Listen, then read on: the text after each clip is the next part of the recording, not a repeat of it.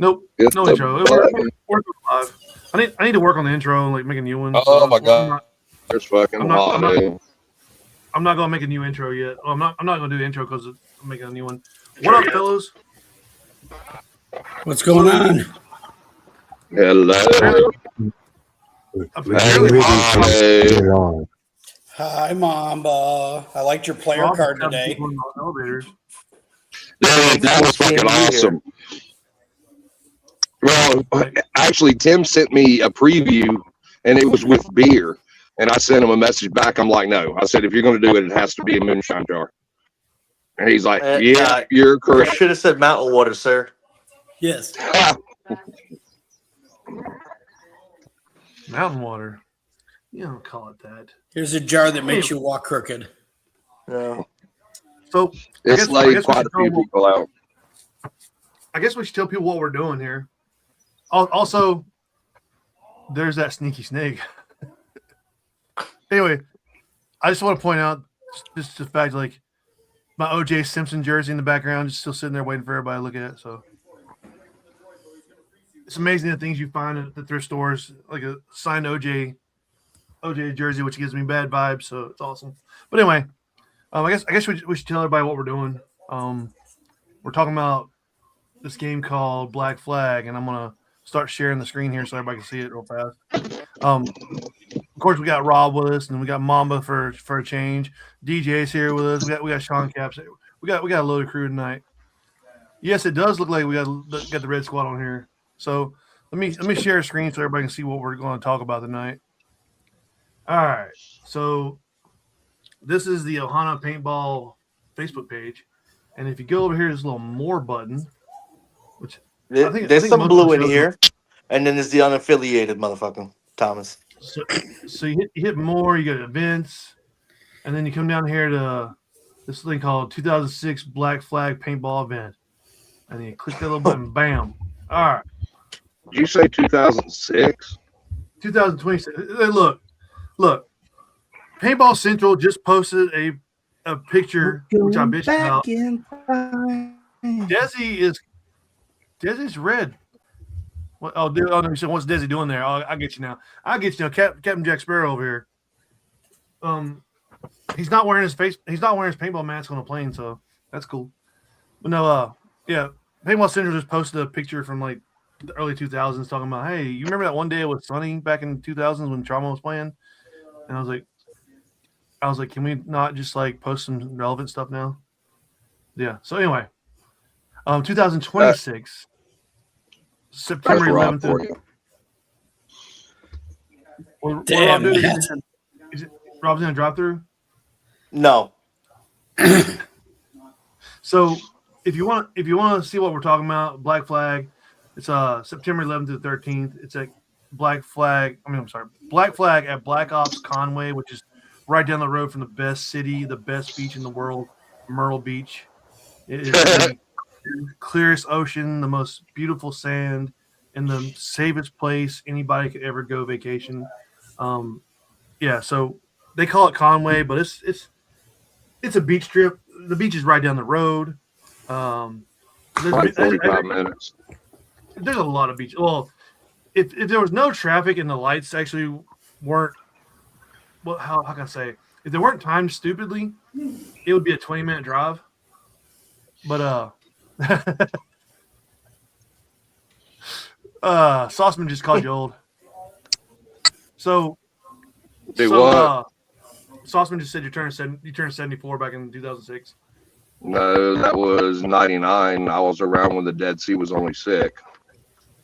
So if you go to the game and like you show up a couple days early, stay a couple days later, do some after hours activities. There are many beaches around. Like you got Sunset Beach, you got Myrtle Beach, you got North Myrtle Beach, is a different thing. There's all kinds of beaches around. So within like 45 minutes of each other. Well, technically, like I said, if the lights were right, the traffic was right, 20 minutes from the beach, but it's going to be 45 minutes from the beach every time.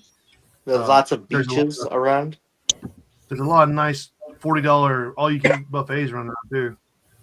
Now that's a fact. Yeah, they're everywhere.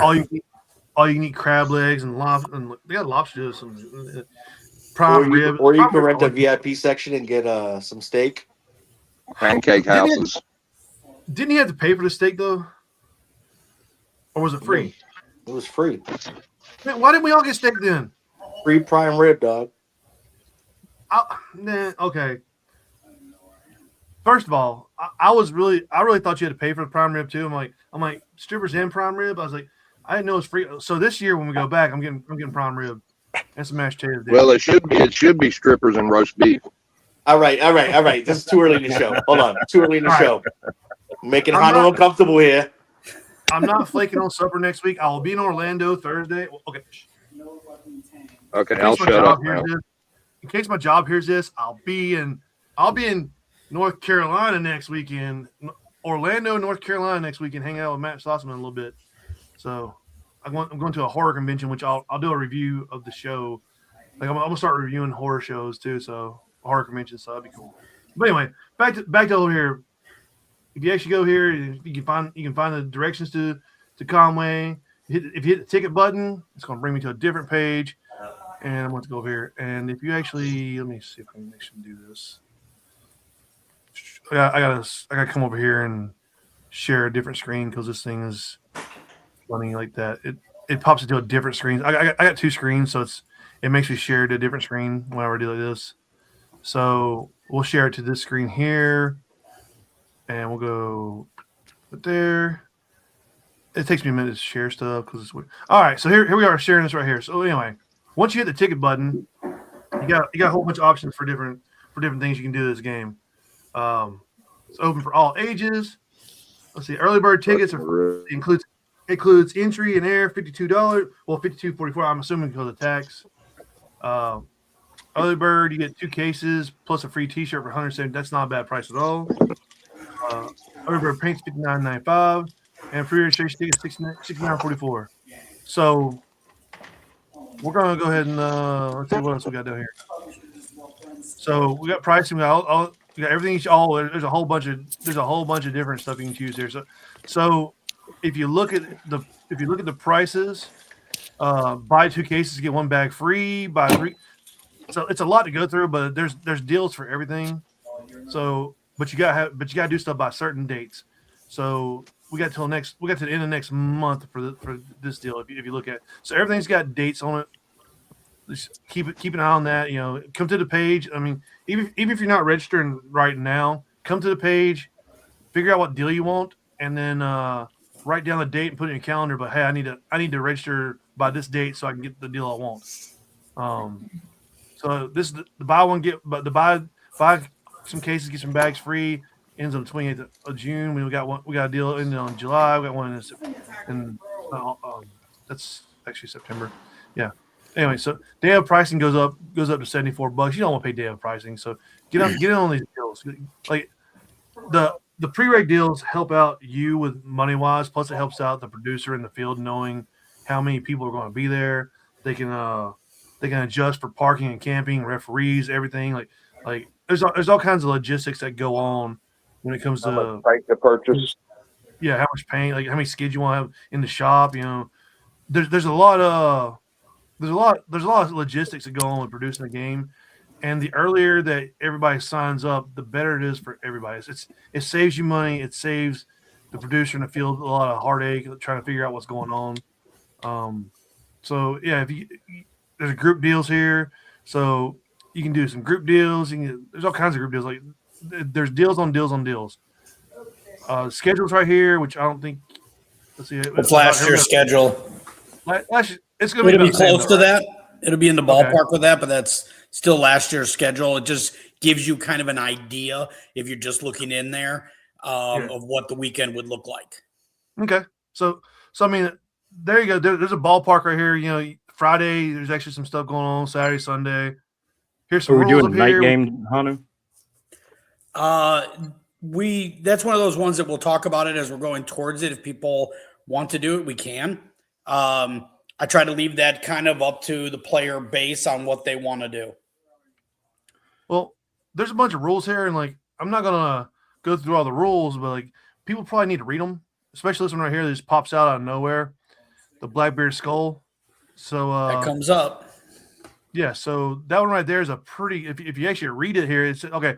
For those of you that are actually just listening to the podcast, because we have those people also. There's a rule here that you can look into the rules. It's called Blackbeard Skull. The team that recovers Blackbeard Skull will be allowed to turn it into the game producer and exchange for a one-time use insert of up to 10 players to any numbered position on the field for the rest of that day only. So wait, if I have Blackbeard Skull and I'm like, hey, I want to insert in flag 12, the same 10 players can insert in flag 12. 10 players can start at your base, and a ref will walk you over to flag 12 and drop you all day long. No, one-time okay. use. That's why it says one-time use. I have a Blackbeard. Well, it says rest of the day. Hamlet. You have it for that whole day. Oh, so you can use it whenever you want to use it. You get one use, one time, but if you recover it, you don't have to like pick it up and go magically decide where you want to go right then. It's can be used as a tool to get you somewhere, to cause havoc on something they're doing. You could try to go for an objective, be getting just stymied on it, and there's no way you can get there, and you can get deposited on it or behind it. Things like that. It's one of those things that it can be used as a offensive weapon or a defensive weapon, depending on what you need to do. You use it to plan depending on how the lines are set up. If you want to break somebody's line, drop people off behind their lines, stack people up on the front side. So when they pull back to get the people that are behind them, well, now you have a hole in the line you can punch through. Yeah. So if you're defending something and your people are getting thin on what they're defending, and there's bad guys between you and the area you're trying to defend for points, you can use it to drop 10 more people right on your defense without having to fight your way there to defend it. Things like that. The use is only up to the imagination of the people using it. So what you're saying is if you're on the blue team, pick up the skull and put it in your pocket and take it home. If you're on the red team, take it to your general so we can use it. That's exactly what you said, right? That's what you heard? Exactly. Okay. That's what I heard. So yeah, there's a whole bunch of rules here. So if you want to read, I don't know if you want to read some rules, definitely read the rules. Always read the rules. Yeah, there's a lot of stuff here. Definitely want to know the rules. There's some pirate ships here. Much information. Oh yeah. So yeah, especially this part here. The tanks at the event, the pirate ships are run a little bit differently there. They can't have markers in them to shoot out. They can only have law rockets like cannons, and they can only kill hard objects or other tanks. So that's something unique to this event, where as a player, the tank coming at you directly isn't a problem, but if they blow up the thing you're hiding behind, that'll kill you. If you step out from behind it, the people that are following the tank for that side might be able to shoot you because you can't hide behind that cover anymore. So it kind of causes some different way to play it than most people are used to playing those at our games. All right. Well, there's a video down here at the end too. We're not going to click it, but if you want to watch a video from last year, the highlights and everything, you can go ahead and click the video and watch the highlights too. So if you're on the fence about playing, you can look there and it gives a good idea of how rainy it was last year and the field and gameplay and everything. So yeah, it was hot. It was hot last year, but then it rained. It was kind of strange, but it's Myrtle Beach. Who cares? We had fun. Pop back over here. All right. So I guess I had to also share this screen real quick, and I'll say, bam, join the red team is what I'm saying, because we got the red team here. We got. Well, Rob wasn't here. I don't know where he's at now. He must have went to the drive-through. So anyway, join the red team. We got Sean Caps here, who was actually in the podcast booth here. Andy Kaufman from Death Dealers and some jackass from the 4WO are going to be your red side command. So, and then we got our secret weapon that's not so secret anymore. His name's Mamba. So we're definitely kind of trying to play catch up here and get some good shit. Pre-register for the best prices. Come on, yeah, definitely, Tim. Yeah. Okay, you taught me to. So, okay, well, I guess we got a good question for you there, DJ. First thing out the gate with Tim asking you, what kind of exciting new stuff has Nate built? Well, I'm not going to tell you all of it, but I can give you some of it. One of the things we're going to do different this year is where you guys have been going in the past couple years is about what would be the 25 yard line of the field. There's been some field behind you that we haven't really used. So we actually have now put your entrances will be all the way at the opposite ends of the field at the farthest points. So all the flags will be inside. You'll definitely want to take that in consideration when you are picking your side on where you're going to stage, and probably move your staging due to the overall length of the field.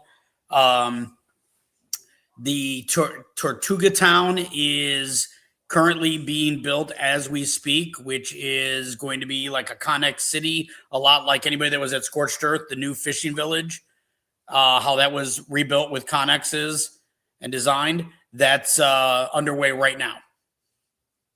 And Bricktop just joined us. So what's up, Brick? Hey, Brick. What's up, How's brother? it going, buddy? I think he only tunes into the show just to see what Rob's eating today. So don't lay him down, Slim. Two pods. 2 pods. Anyway. Yep. Rob's looking all mad. Anyway, yeah, Rob got a new nickname when he's in Indiana. He's old Rob 2 pods, Slicky, Slim Thicky. And for some reason he's muted. Oh, why is he muted for? Oh, he muted. Oh, there we go. Yeah, I muted myself because I was talking to a vendor. I have the elevator company out here going. Yeah, that's going hallway once over. paint job was awesome this week. What? Yeah. Rob's hallway touch-up paint job this week. I'm more concerned about his whole somebody got trapped in the elevator bullshit. That's crazy, dude. That's a nightmare for me. I think I would probably panic really hard if I was trapped. Like there are times like I'll get in some elevators and I'm kind of freaking out a little. I'll take the stairs if the elevator catches me out a little bit because I don't want to get stuck in there. That's when that got stuck. Yeah, that's awful. I'd probably just pee my pants in there. Like that's a nightmare though. I over the older I get, the more unaccustomed to small spaces I've gotten. I don't like them at all. Yeah. Now, Hanu, Yeah. I got a question for you. I saw your post about the costume contest for the Pirates. Yes. Tell us a little bit more about that. Blue has donated the ability to. We're gonna have a little costume contest. We're gonna probably do that. I want to double check, make sure that they didn't put a date on it. But my plan is that we do it Friday night, so that way, if anybody has a costume they're gonna play in, doesn't get trashed while playing, and then they can't really compete in the contest Saturday night. Right. So my thought is we'll do it Friday night after we do the Commanders battle. Okay. So that way, while what that's ultimately going towards is eventually when the town is built and this field a few years from now is completed, the whole idea is we're going to have a pirate party in the town with music and sea shanties and, make it all kind of funky and all that, and do like the Friday night players party will be in the town and people will be encouraged to come in costume. And anybody that's watching right now, this is the post they're talking about. It's got some information on here. It's got this dude that nobody knows on the wanted picture. Like I don't know why he chose a random guy from Myrtle Beach to put on there. It's kind of weird. He's like, oh, you look like you play paintball. Come pose for a picture for us. Anyway, so there's a lot going on the. We don't even want to pay attention. Now, I also heard a rumor about a big giant pirate ship under construction. There may or may not be some version of a pirate ship by Game On. I don't know. We'll see. Well, Can't tell you all of the fun stuff, but I just can been tell you hearing that rumors and speculation. 2 weeks before your event, we're doing an airsoft event there, so it'd be a great time to peek in if you're in the neighborhood and see what kind of little things are kind of in place. Just saying.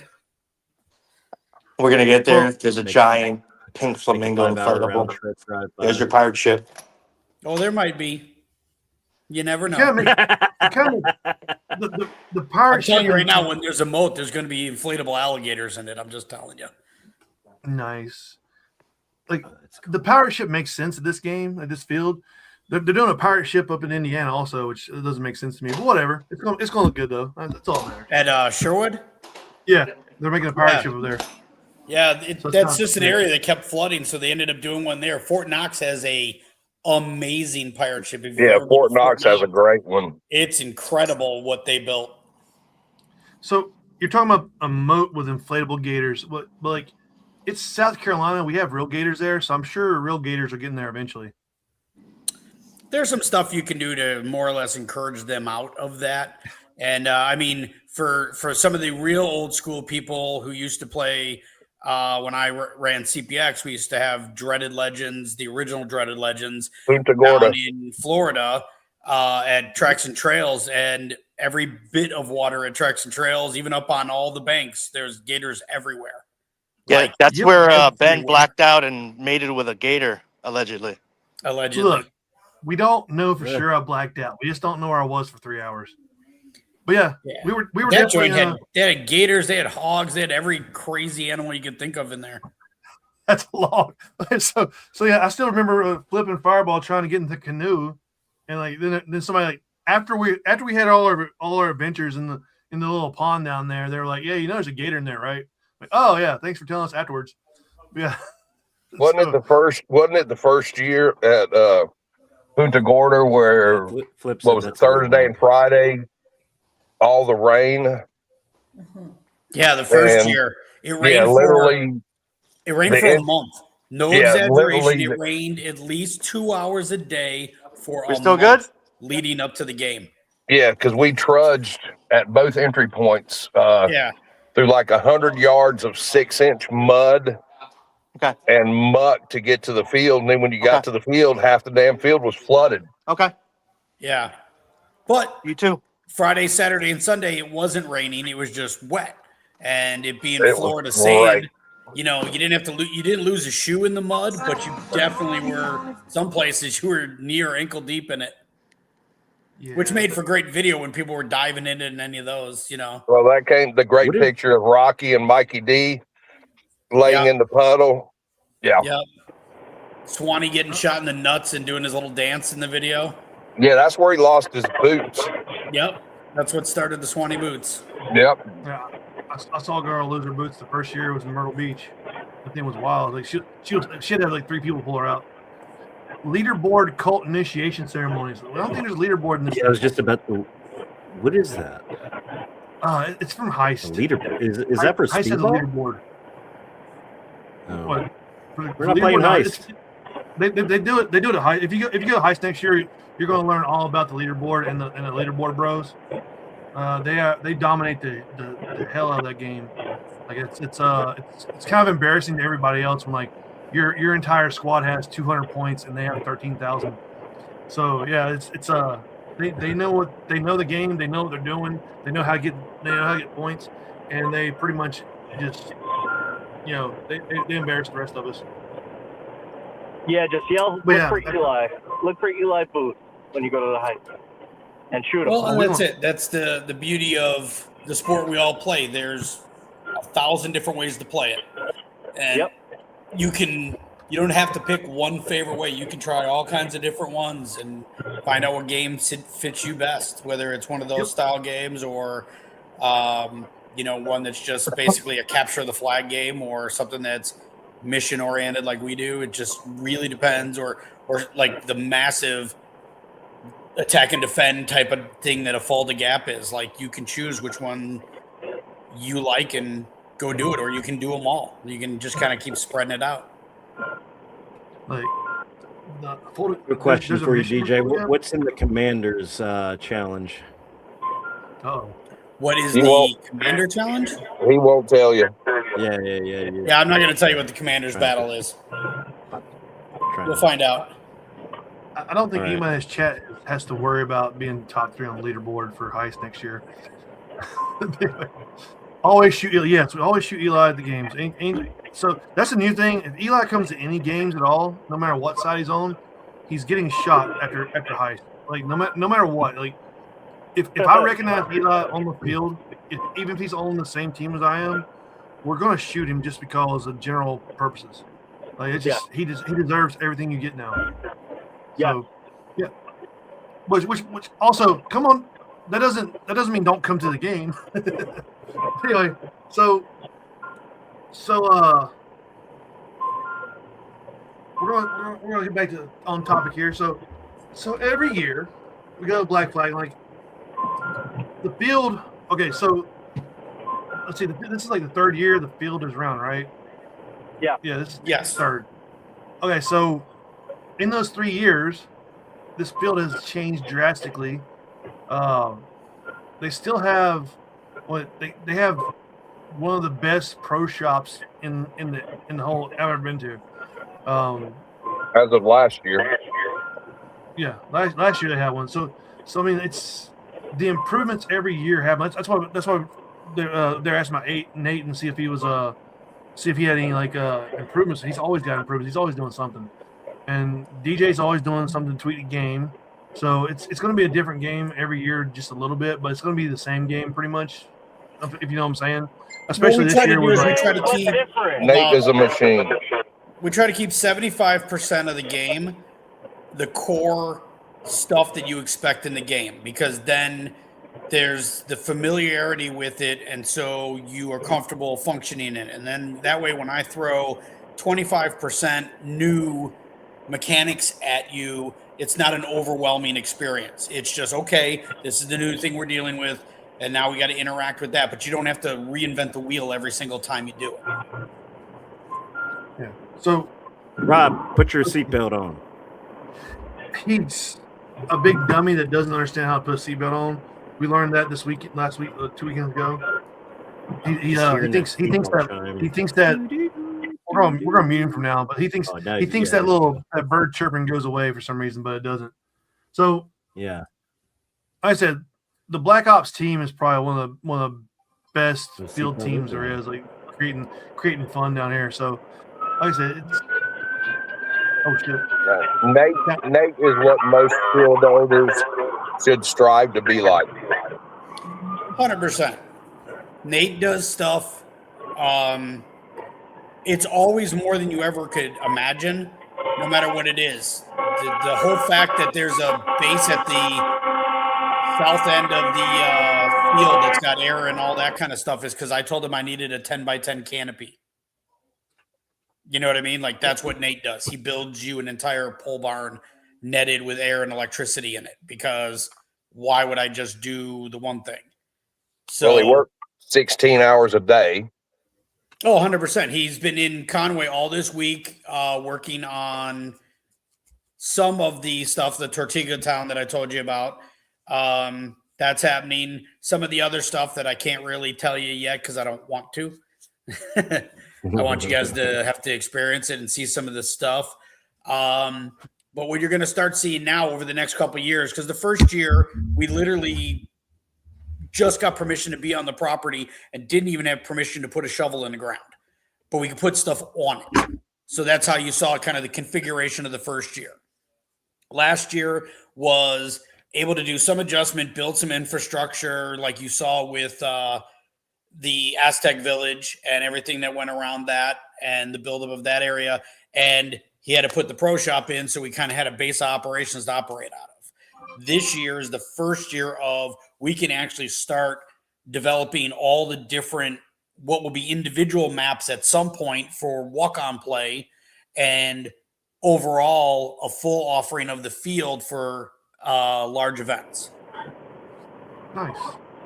So let's see. I guess one of the main things we should talk about again, like I like to bring up every game, is camping and parking, which is absolutely free, which is amazing. Yep.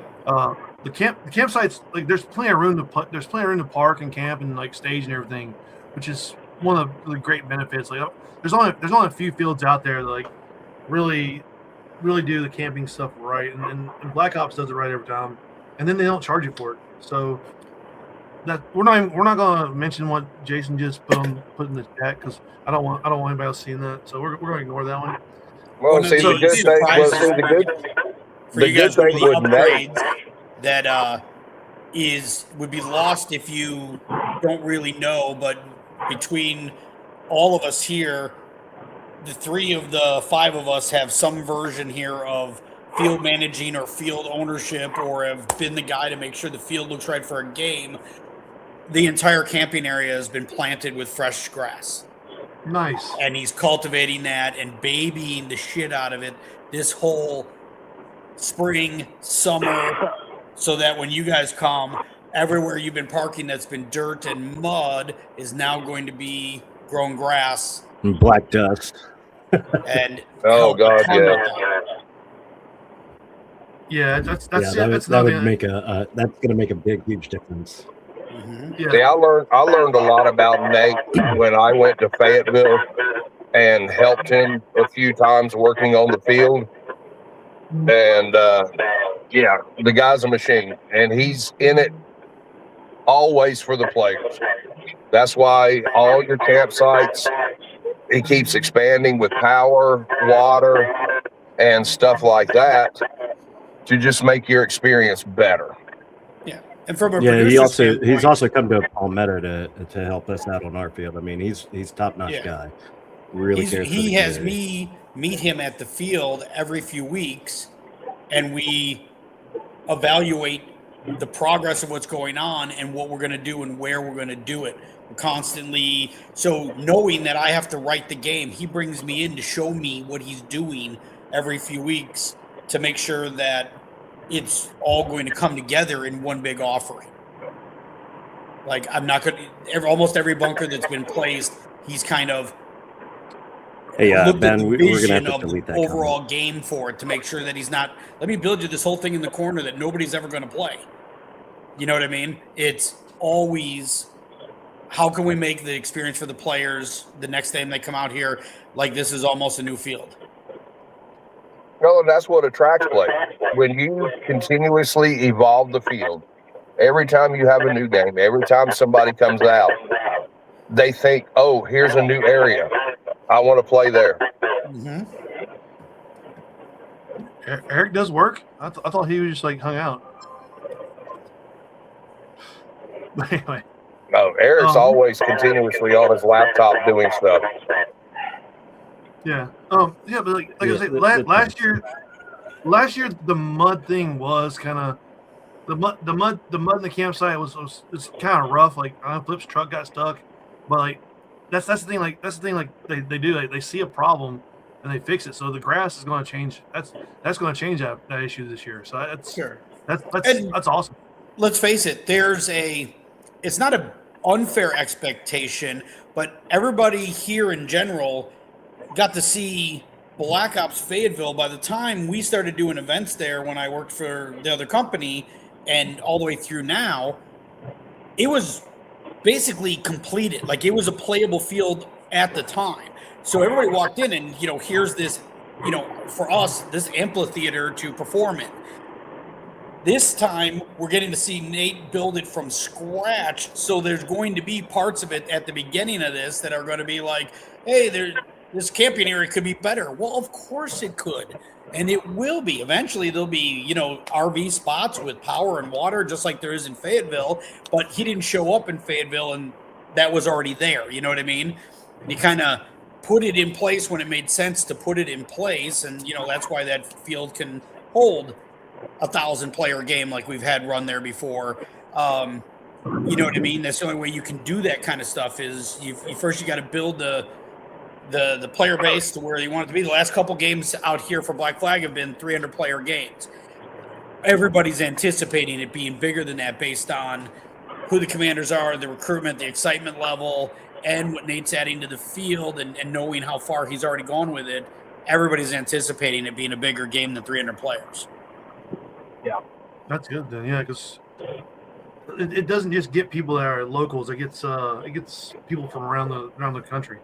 So yep, we're pretty excited about it. Like, I guess I should say, red team is going up against the 2-time champ this year. So they got a little bit of advantage being 2-time champion. Jason's going to try to go for the three-peat.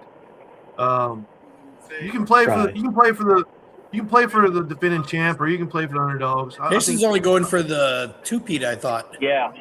Yeah. Yeah. No, Yeah, he's the only going second for the one. second one. Oh, that's different then. So well, let's go ahead and stop him from even thinking about a three-peat. I mean, That's still cool, yeah. formidable opponent. Yeah. He took on Rusty, who is one of the most accomplished players at our overall games over the last, 12 years I've been running games, and took him on and really did a great job against him, which is not easy to do. Rusty knows his stuff. People our Fold the Gap friends all know that, the level that Rusty brings to it. So he knows what he's doing, and Jason was able to take that from him. So this is going to be quite a challenge for Sean. I don't think everybody knows who Rusty is by that name. Archangel Mikhail is what Yeah. most people Not- know him as. Call him Not Prop everybody Thief. knows. Everybody knows who that is. Yeah, not everybody knows who. Not everybody knows him as Rusty. So, Who yeah. the fuck is that guy? We all know His Rob. second fake name. So No, I yeah, do have so, a challenge ahead of me, but I'm looking forward to it. and so yeah, so like we're trying to put a little squad together. We're gonna put up a fight no matter what. That's all. I think so far we've got some powerhouse teams backing us. We've got some big powerhouse players that have been in the scenario world for a long time. Knows their shit. I mean, Mamba has been Stop doing talking this about since Ben that way. the Stone Age. Look, No, I mean, you guys are all people that I've respected over the years, and I can't wait to have you on my side for sure. Well, the main thing is just come play, have fun. Yeah. If you win, Yeah. great. If you lose, great. Have fun doing it. Well, if we lose, think we need let's to- lose with style. I think we need to address the Rob Maryland situation though. So we have our squad that goes to different games out of state and to different fields outside North Carolina, South Carolina area, and we always go as a group. But for some reason, every time we go to Black Flag, even though we stay in the same Airbnb, for some reason Henny and Rob decide to play against us every time. I don't get it. I don't understand it. But like, if we go red, they go blue. So I'm gonna tell you what. That was like the last time we played NC versus VA, and I was staying with Henny and the Timber Goats. They were VA. I was NC. Well, Makes it I'm great gonna time, issue, dude. I'm gonna issue a challenge to everybody here for this game. God. At Black Flag, if you bring Rob Maryland to the red command post, duct taped fully to where he can't not get out of it, I'll buy you a case of paint. Or Challenge accepted. All right, look. so just do me a favor. Everybody meet me in the parking lot with your duct tape. Get everybody a case of paint. That's right. Well, but Rob's see, about to make it rain like Christmas for everybody. the thing is, we don't have to let you go immediately. So I don't know if I volunteer for that one. So I'm gonna say right now, if you bring us Rob Maryland duct taped, mouth duct tape also. If you bring him to the red command post, I will either buy you a case of paint or a 24 pack of whatever your beer is, whatever beer you want. So just keep that in mind. You got to bring them to Rum bottles. Hey, Rob. Rum. Rob, I'll duct tape you. We'll come together and we'll split everything. Let's do it. Yeah.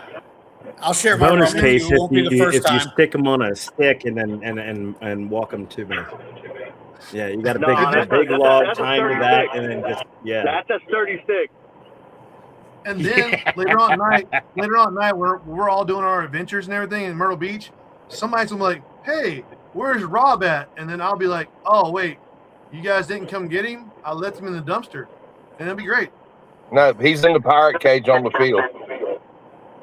yes, or the what's the thing called? The stocks. Where they the stocks. Yeah, There you go. stockade. He accidentally shot a ref on purpose. Yeah, Thanks, Greg. accidentally on purpose. Yeah. Yes, thanks to Rob and his sense of humor, that is now a tradition at each one of these games is we're going to go Friday night when you guys are dressed in your cool outfits and it's a dead field. We're going to take you out there to the stocks, both commanders, and you're going to go into stocks, and Blue's going to get a little B-roll of you getting handfuls of paintballs thrown at you. So that way we can always finish each video with the losing commander getting a handful of paintballs lobbed at him to finish the video each year. That way you know who lost the game. They're in the stocks getting the shot of paintballs at them. It's the new money shot. It's a new money shot. The whole idea, it's always the thing. A lot of you guys have been around a long time with this thing with me, especially Mamba. He's really been old school around with me forever on this thing.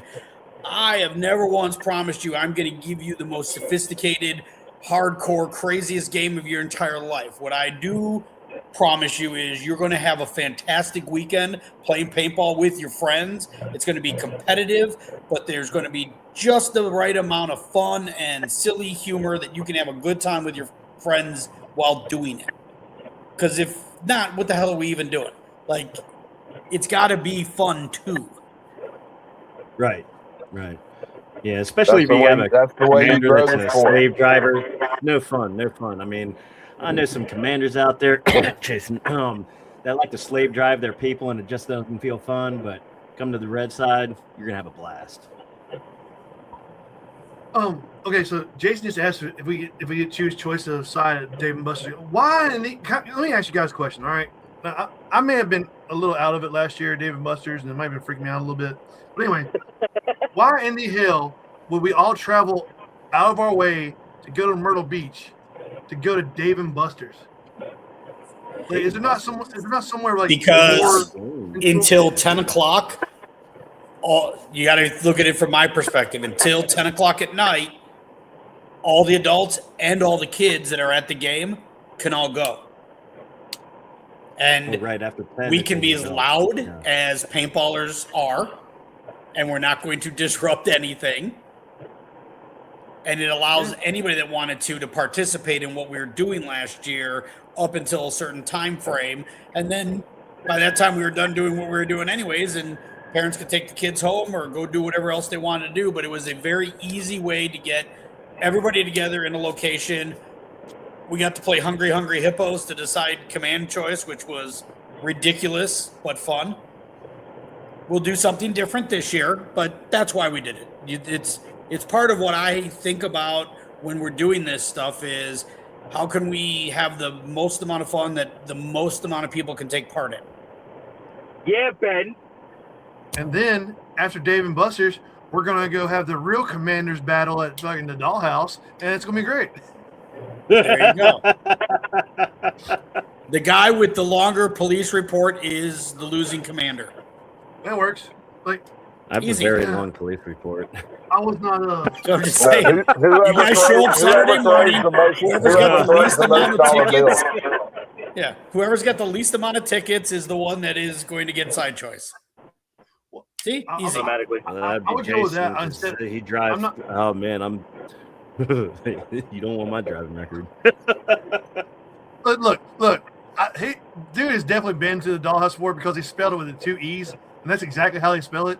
Like that's a man who's been there before. This is Gentleman's Club, yeah? Oh, it's I'm assuming by the name. One of the better ones. I haven't been to one in about 20 years.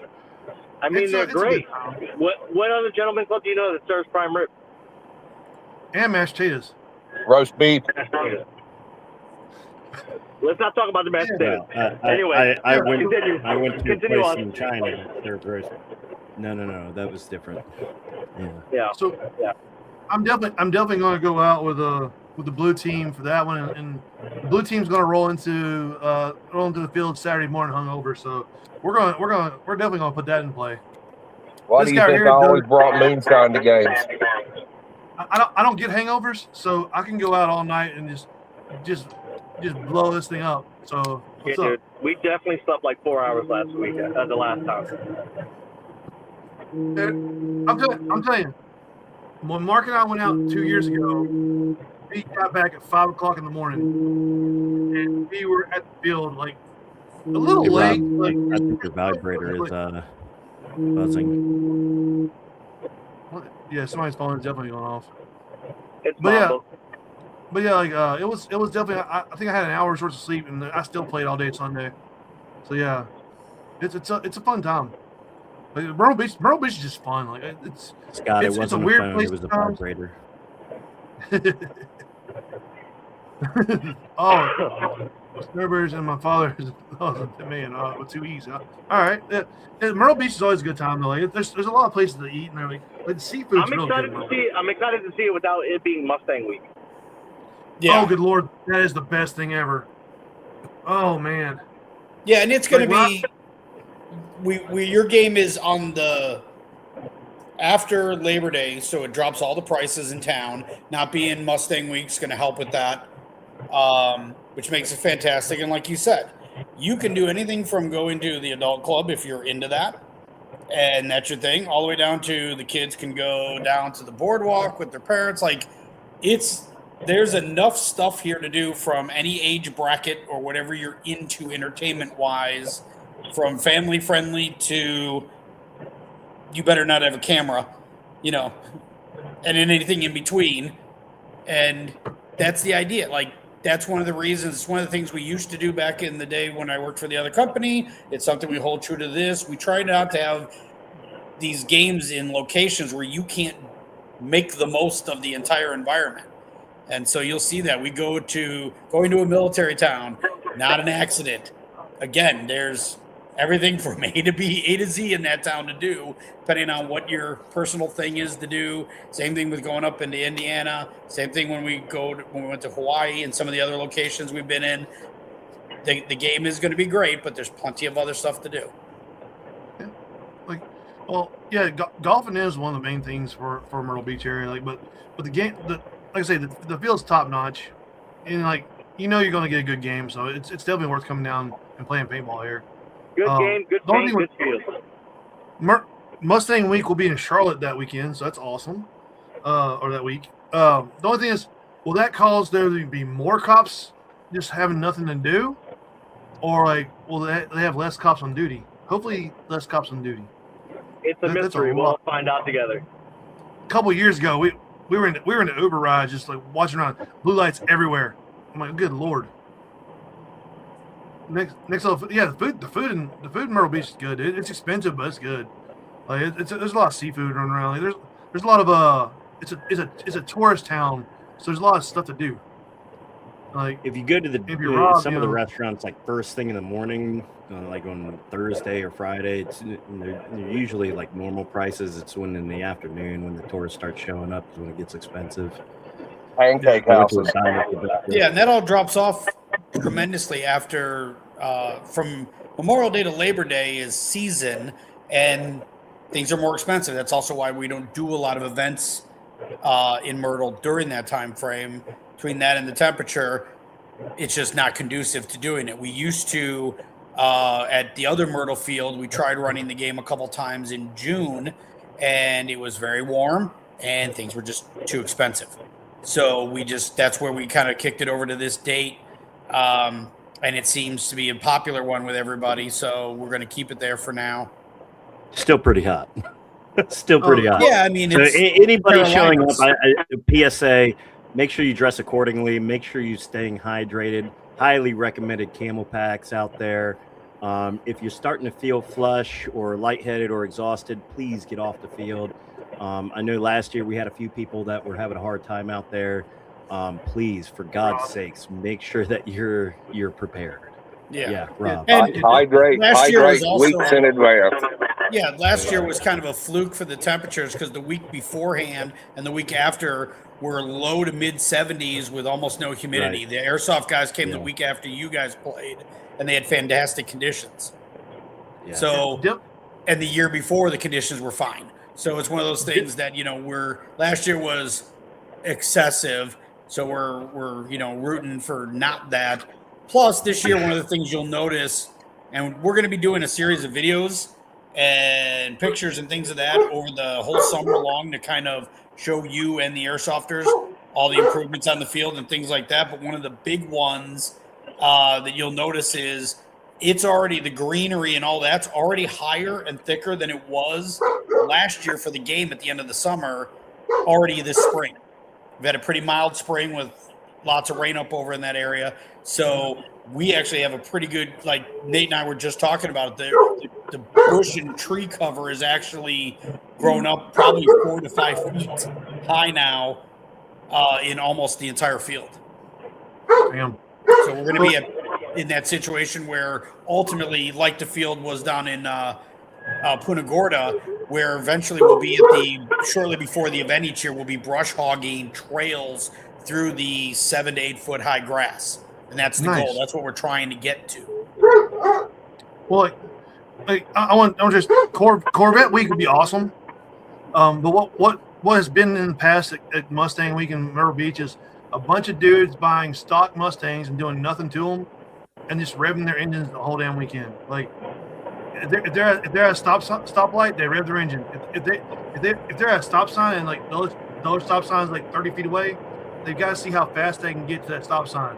And like it's $500 tickets every time the cops pull you over in a Mustang making noise, and people don't care. They still get them. I'm so glad it's not going to happen this year. It's like Bike Week here in town, which was just last week. It's it's New Year's Eve for drinkers. Bike weeks, no matter where they are, Sturgis, Myrtle, any of the bike weeks, you have a very small percentage of guys that are actually like hardcore ride my bike all the time guys. A whole bunch of other guys there trailer their bike in that they only ride around in town at these bike weeks, put it back on a trailer and take it back home and don't ride it again for another 6 months or a year. And you can see that when you start talking to people about mileage. There's a guy that had a 15-year-old bike, and it was a nice dresser, an older, it looked really slick, but it had less than 3,000 miles on it, and it was a 15-year-old bike. And for someone like me and Lonnie who like to ride, we're like, we did that from the, we put 1,000 miles on the bike that we bought Tuesday by Friday, because we bought it in Texas and we took it in for its 1,000-mile service in Wisconsin. Like to us, when we hear somebody's like, "Oh, I got 3,000 miles on it," I do about 3,000 miles a year. We're like, awesome, bro. Yes, it's hot. I didn't hear that. How's Lonnie liking the truck? Lonnie loves her new truck. Good. She's very happy. The dog loves it too. Now all of a sudden he's road trip dog. Anytime we head towards the front door and it's not the normal time we would let him out the front door, he's thinking we're going for a ride somewhere, and you should see the full-on freak out of I might get to go somewhere. I'm in. That's every dog. We brought him to a Briggs thing and he was having a blast. I'm gonna address this whole South Florida hot. Yeah, South Florida is hot, but it doesn't mean Myrtle Beach isn't hot. Like, I'll see your South Florida hot and hit you with Iraq hot. So don't hot shame me. I'll hot dance on your grave here. Like that's real hot. Like, 150 degrees. That's I right, was we're in hot shaming Singapore, which is right on the equator, and it's an island, so it's humid. And when I was there, it was about 126 degrees with humidity. We had thermometers on the flight line that would stop at 150, and the needle went to they stopped at 140. The needle would go to 140 and then go past it. Like the flight line in Iraq, that's hot. You'll never experience a heat like that. Were you Air Force? Yeah, I was on the flight line. I was on the carrier. Very similar. Nice. Yeah, like I've never been on a carrier except for like the ones that are in Charleston, just dicking around. Like that'd be fun. Yeah. By the way, of both the commanders, I'm the only actual sailor. Oh, here we go. I just want to point that out to everybody. I'm the only actual sailor between both commanders, right? So, if anybody's got some expertise when it comes to the 7 seas, you're looking at them right here. I mean, that's a good selling point. I digress. 3v3 for choice of sides. I mean, that's gonna be That would be interesting, but that means all 6 of us had to show up at the same time in the same place. It's hard to get paintball players together like that. Oh, we'll figure something out.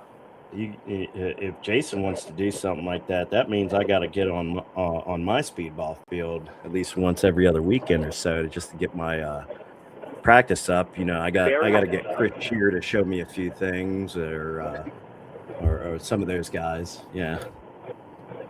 Yeah, Chris is definitely the guy. He's definitely the guy to talk to. That dude's ridiculous. I mean, to be fair, we do have one of the nicest speedball setups in the entire Mid-Atlantic right now at that very property, with even an upper deck viewing area now over the speedball field.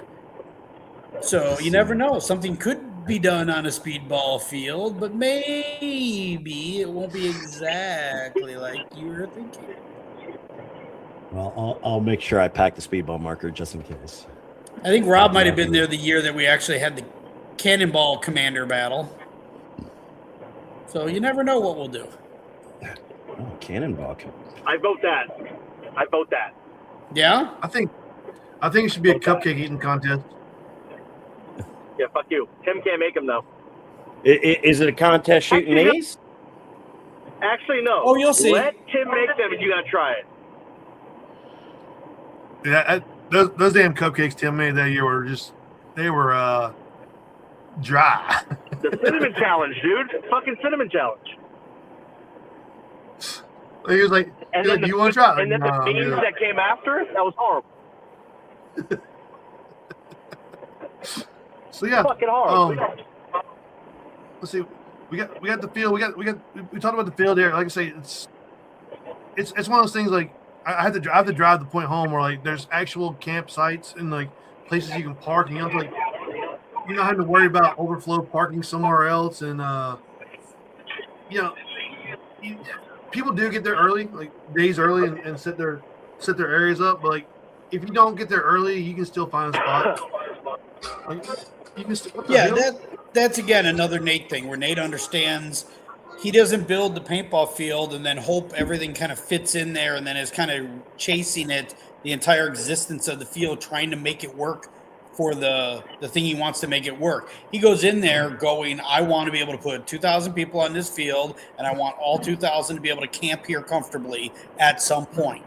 And so, like, it's funny too, because the amount of property that is not even in use yet, which will eventually be in use, that you guys will eventually get to be added to the field. He has almost the amount of land that you've all seen down there behind that attached to the field. We just haven't even started to go over into it yet. So the overall space on this property we're going to have to be able to do things is going to actually be bigger than Fayetteville in the end. Wow. But it's just because of the size and because of the amounts we're talking here and all the space, it's going to take a little time to get it all the way up to speed. You guys all saw Fayetteville when it was 10, 12 years into the mix. So you get to be part of the growth. That's one of the reasons we did the signing stone the first year, to make sure that it was something cool like that. And we'll have some anniversary versions of the signing stone every few years, every 5 years, something like that. So that way we can keep building it up, and there'll be people that'll be on every stone all the way through the process. Wow, that's really awesome. Like, yeah, like I say, an evolving field is something good. Like, it's not every field does that, and like, I'm pretty grateful for that. Like I say, the not charging for the campsites. That's one of the better things. Because if we go to a game, like, we try not to go to games that charge for camping, because most of the time they're just charging for dirt. And if we do actually go to a game that charges for camping, we don't go back. So it's just the way it is. Like, it's like I can understand, like, if it was here's your campsite, here's your water, here's your power, and okay, well, I'll throw some money away. But I mean, Black Ops does that anyway without charging any money. So it's just we're kind of spoiled. We're kind of spoiled. I mean, it builds. The word gets around. We have not this coming weekend, obviously, it's a holiday weekend. The following weekend, we have our airsoft event up in Fayetteville, which is basically the scorched earth of airsoft. give you an idea. And we're going to have well over 300 players for that event. And so in airsoft world, when you're not one of the like majors that have been around for a decade or more, that's a really good turnout. That's a pop and turnout. And it's because of those same features that Nate does. You know, there was a game not all that long ago here in the sport at another field, and they were charging $50 a day for camping. Like, and they had trouble selling out their camping. Like, that's one of those things, like, you get $1 here, but you're going to lose $20 there because the players are going to be like, no, for $50, if there's two of us, that's $100. We're in a hotel room somewhere for awful close to that with a shower and air conditioning, and you know what I mean? Like, it's one of those things. They tried that down, like Mamba had said. We tried it down. The field tried that down in Florida, and it was a disaster. Nobody wanted to stay at the field because you wanted to charge so much for camping when they could just go into town and stay at a hotel. And then by staying at the hotel in town, there's a bar on every corner in Punta Gorda, or go back to the tiki bar at the field. So other than the big player party we had Friday night, Saturday night, the place was a ghost town. Everybody was in town, bar hopping and running into their friends at, you know, the 10 different bars that are right on the corner. Everybody just kind of went to whichever one they wanted and just kind of crossed paths all night long. That's one of the stories. Like, you know, we went to Dread Legends. I think it was the last year Dread Legends was in Florida, and we paid for our campsite because we wanted to do the whole camp experience. And that night, the security guard came around harassing us, trying to get money out of us. Yeah. And my walking blackout ass just pretty much told him to go shove it. And the next morning, I called you, and we never heard from that security guard ever again. So because I fought your fight at about midnight that night after they had dealt with you. I got called by the owner at midnight, and while all my friends that were down there, the refs, the crew, were having a great time at the house we stayed in. They had a nice pool and music, and everybody's having cocktails. I'm out in the front yard pacing on the street, chilling the owner out and getting it all handled. And that's, you know, that's the stuff you don't see behind the scenes. That's part of the job. And you guys know, you guys have all run events. Literally all three of you that I can see on this screen right now, I know have run events. And you all know about how much stuff you do, everything you can to keep from getting all the way to the players. And if it means you got to take one to the team, one of the most famous ones that I can relate to was when I worked for that other company, he decided not to give refunds when he had to postpone because of COVID. And a whole bunch of people lost their minds about that. And who took the hit? Did anybody go yell and wag their finger at Paulie Dagnino, the owner of the company? No. I was the piece of crap who had to take all the hit. There's prominent industry figures to this day that think it was my call and my decision to do it. Wow. And I never even tried to fight it. Why fight it? When you fight a fight like that, when the jackals are already surrounded, it just means more jackals will jump in.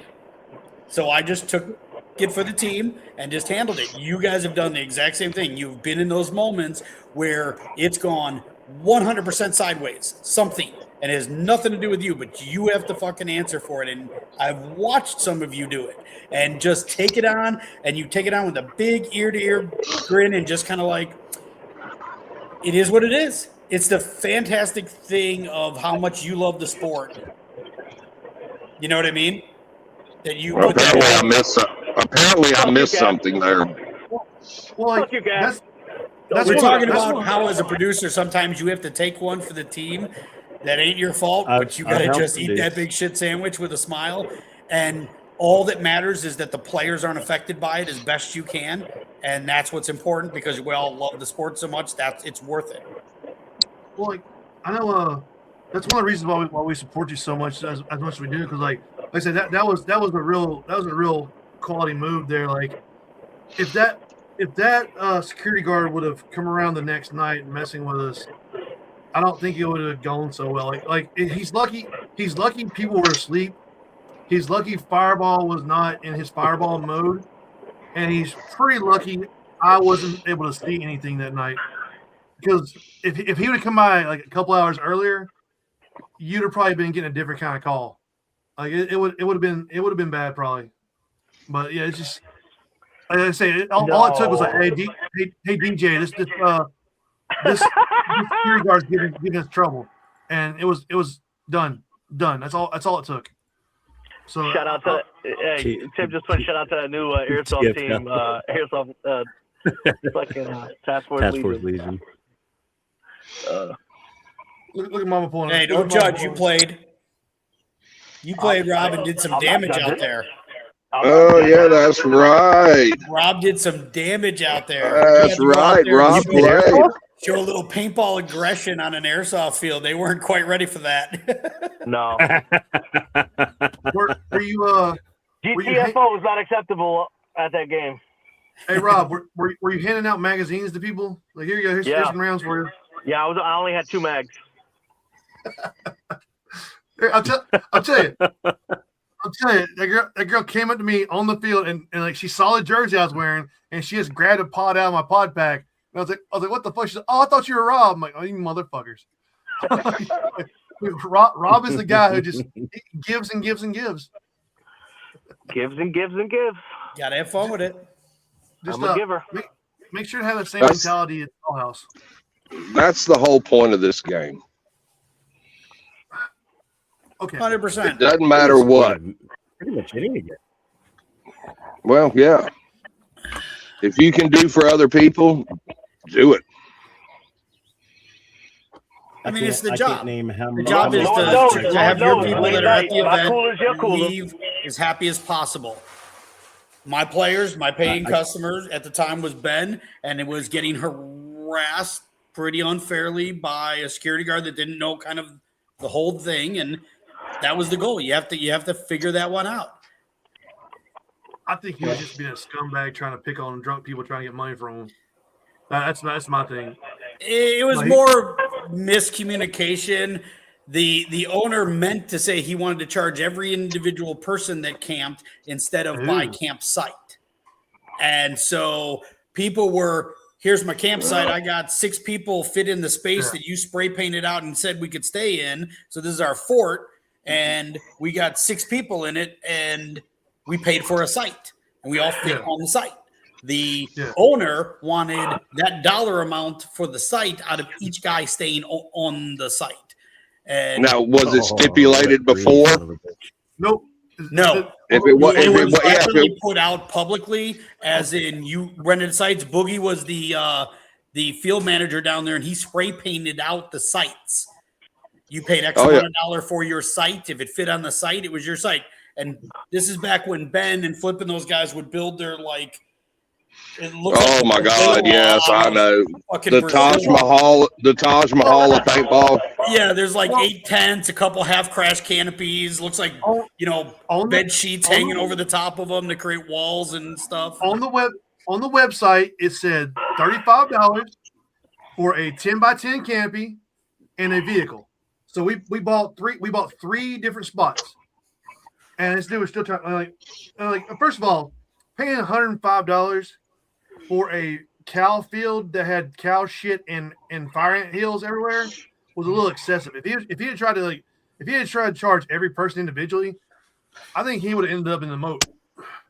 Because that's just No, that's stuff that has to be clarified from the get go. No. Yeah, you don't do stuff like that. You knew the owner down there. He I think was that's just the that difference guy. between a business owner and a player. That was the guy that could squeeze a dollar out of a dime very easily and was just that guy. I know a few of those. The first year we were trying to set up the field, we had that's when Dye would still bring the whole Dye truck, and it's a 2-day process. Set up, and it's Trucker, Rocky, Pando, Paxton, myself, and some West Long. Yeah. And so the shenanigans were over the top, and it's a motocross track also. So they brought a dirt bike, and Papa was there from Brazil. And so Papa thought it'd be a great idea to show off his motocross skills, which he is very good at. The problem is is this place has the rules of you got to have the boots, you got to have the helmet, you got to all these rules to even ride a bike on the property. Oh yeah, tracks and trails. Flip flops, board short, and a tank top, and takes off and does if you know the property, a 1/4 mile wheelie. Just tearing up the parking lot as he goes. And the owner chased him down with his truck and lost his mind. And when he came over to confront him and all that, we told him that in Spanish, because the owner didn't know Spanish, to tell him his name was Rocky. Nice. No, that's when the Rocky stickers came out. Yes. With the Dale Earnhardt piss on Rocky's head. Yes. Oh yeah, the MDP compounds down there were fucking extravagant. Yeah, I have a picture of me standing next to Rocky wearing a shirt of the little Calvin dude peeing on Rocky, and Rocky stood next to me at the house drinking for 20 minutes with me standing next to him with my arm around him, not realizing I'm wearing the shirt. Yeah, I had the sticker on the back windshield of my car. Yeah, that was all Larry. Oh yeah. That was a great field, but I don't miss it because it was nothing but like paintball players and retirees, and like at least down Myrtle Beach you get to see a bunch of different people. Yeah, 100%. You don't want to go see your pregnant gator anymore. It had some interesting aspects to it. You had more than enough size to do anything you wanted there, but it was not a business-wise. It wasn't a conducive situation. The Tiki bar was great. Yeah, the first 2 years they had us come out there, it was at a price that was completely reasonable based on the amount of players that could go and what we were doing. The third year, they straight up just went for a money grab. It was, or not the third year, what would have been the fourth year. It was insane. They wanted like $20,000 to rent the property for 2 days, and we're like, absolutely not. It's not worth it. It's not. You all of a sudden then you start getting real particular about you don't actually have air. I got to bring that in. You don't actually have any netting. I got to like come up with a way to design the field and shape where the things go so that it's safe because you don't have any netting. We have to use like distances as the way of doing your spacing. Like all the stuff that was perfectly fine to deal with based on what we were paying to get the property all of a sudden went out the window when they're harassing our customers over camping because the owner got drunk. And those kind of things, it gets a little kind of crazy. So you got to make some decisions there. And we made a decision to come up here and play by Nate and never looked back. No, it's like I said, I funny. think it was a good call. That's funny. I recall somebody else doing that too. What's that? Different. The north. It was up north. I don't remember exactly where. Old company.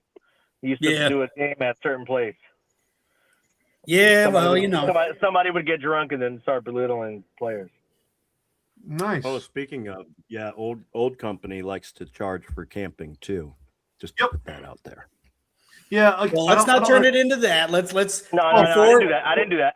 No, you didn't. But before we all of a sudden can go down that avenue, everybody's got their own way they want to run their companies. Let them run their companies their way. Yeah. We're going to do ours our way. Yeah, I mean, I just point out like I'm not going to name names because there's a lot of places to do it. Just if you're not providing anything more than dirt, then there's really no reason to charge for camping. Like the ones that really get me are like you can have a staging area and you can set up multiple awnings, and you can set like say you set 4 awnings, so that's 40 by 40 feet that you're taking up. They don't charge for that, but if you that's 20 by 20, and you can be there all day long. You can be there all day long, 8 hours a day, whatever. But if you stay overnight, you got to pay. I don't understand that at all either. So it's and that also, in my opinion, it depends on what the field, as far as amenities, has to offer. If you have nothing to offer, then no. Yeah. You don't charge people. Nope. Right. Well, like CPX back in the first original days at the original field, they used to have the NPPL come in and do their event the same time as Living Legends for the first 3. Until Living Legends itself had gotten so big, you couldn't really have both. And there was more overall financial gain for CPX to run just Legends instead of bring the NPPL that weekend. But the last year NPPL was there, they decided to charge a $5 parking fee without telling CPX they were going to do it. And they staged a person right at the entrance. So all the cars coming in all of a sudden started getting told they were going to have a $5 daily parking fee. And you want to know where the line in the sand is for scenario paintballers? To this day, it's a $5 parking fee. They lost their minds. And from that day forward, I always told fields, because you know how we do it. Like I'm always the away team. I always am traveling to a field to run a game. I don't have a field. So when I go there and I'm first negotiating with the field, I kind of explain to them, and I always press for free camping.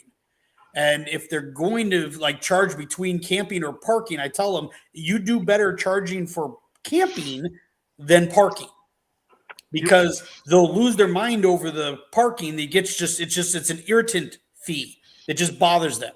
And I'm like, you can charge $50 for a campsite and $5 for parking, and they'll freak out over that $5 as a player base. It just is. Or charge $55, parking included, and nobody will say a word. They might not like the $55, but just it's the essence of that $5 is going towards this, and I think that's stupid. Well, it's how you incorporate it into the registration. Correct. And the players don't know that. That's the deal between you and the field owners. Okay, yeah, if they want to do that, yeah, you bump the registration up a couple of bucks. I'll catch up with y'all later. Like you said, players, if it's a separate fee, like, okay, I come to an event, I have registration, I'm also paying for air, and I have to pay for camping or parking. Right. If you do it as a set fee at the beginning of the event, when you do your registration, okay, yeah, you bump it up a couple of bucks. Players won't think anything about it.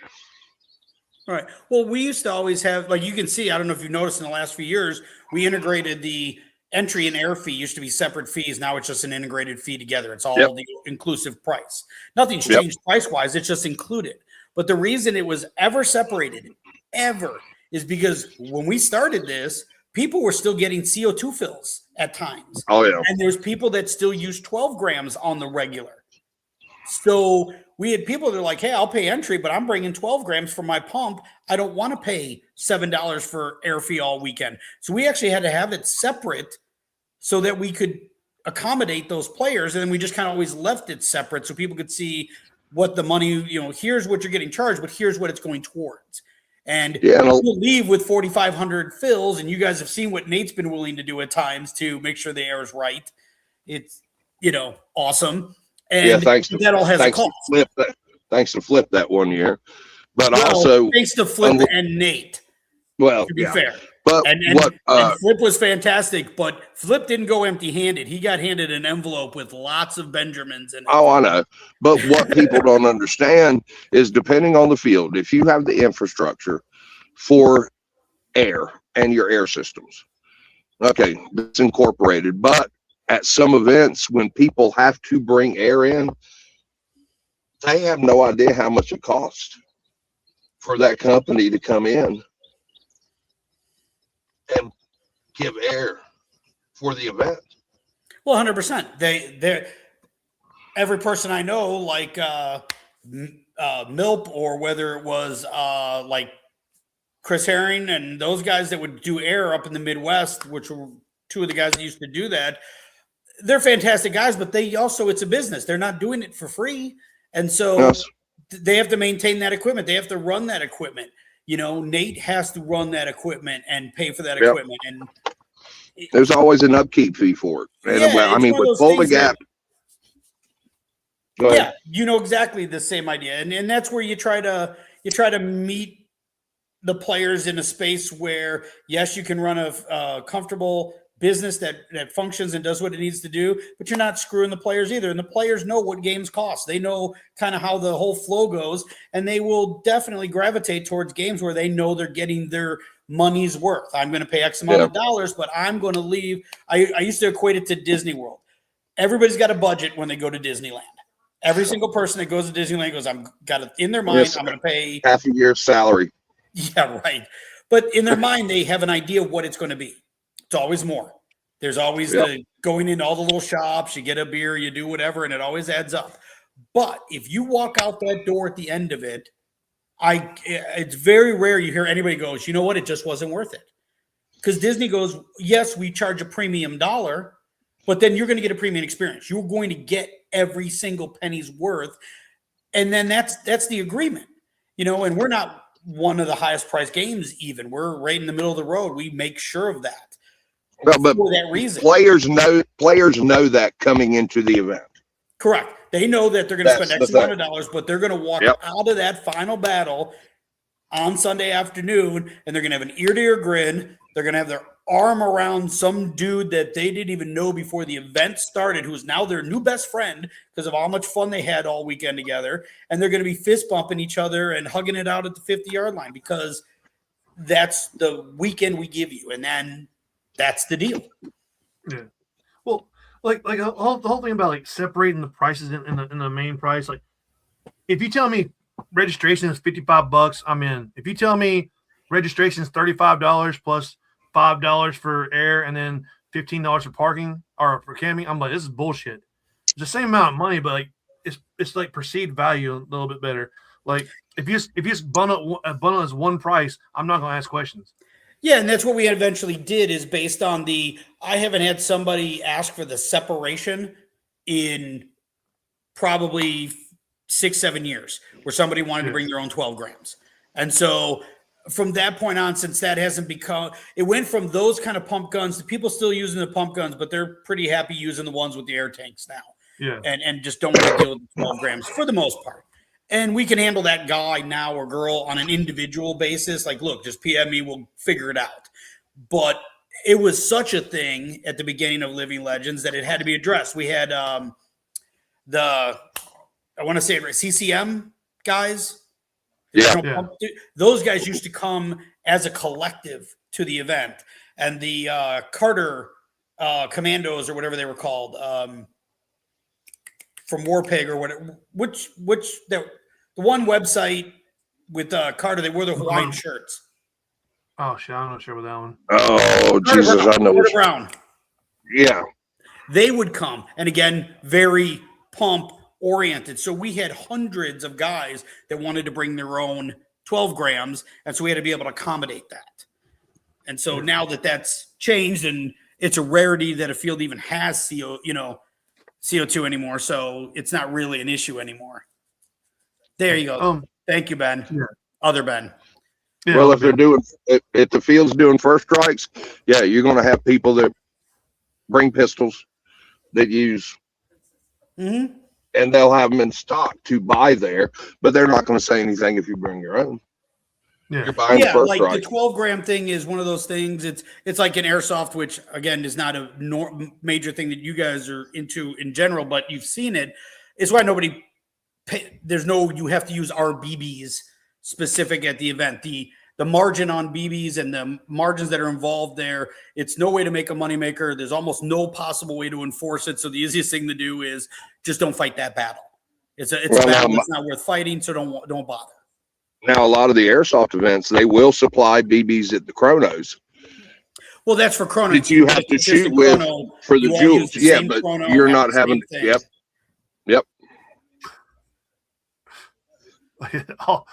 Apparently, adrenaline paintball is a pretty good place to go.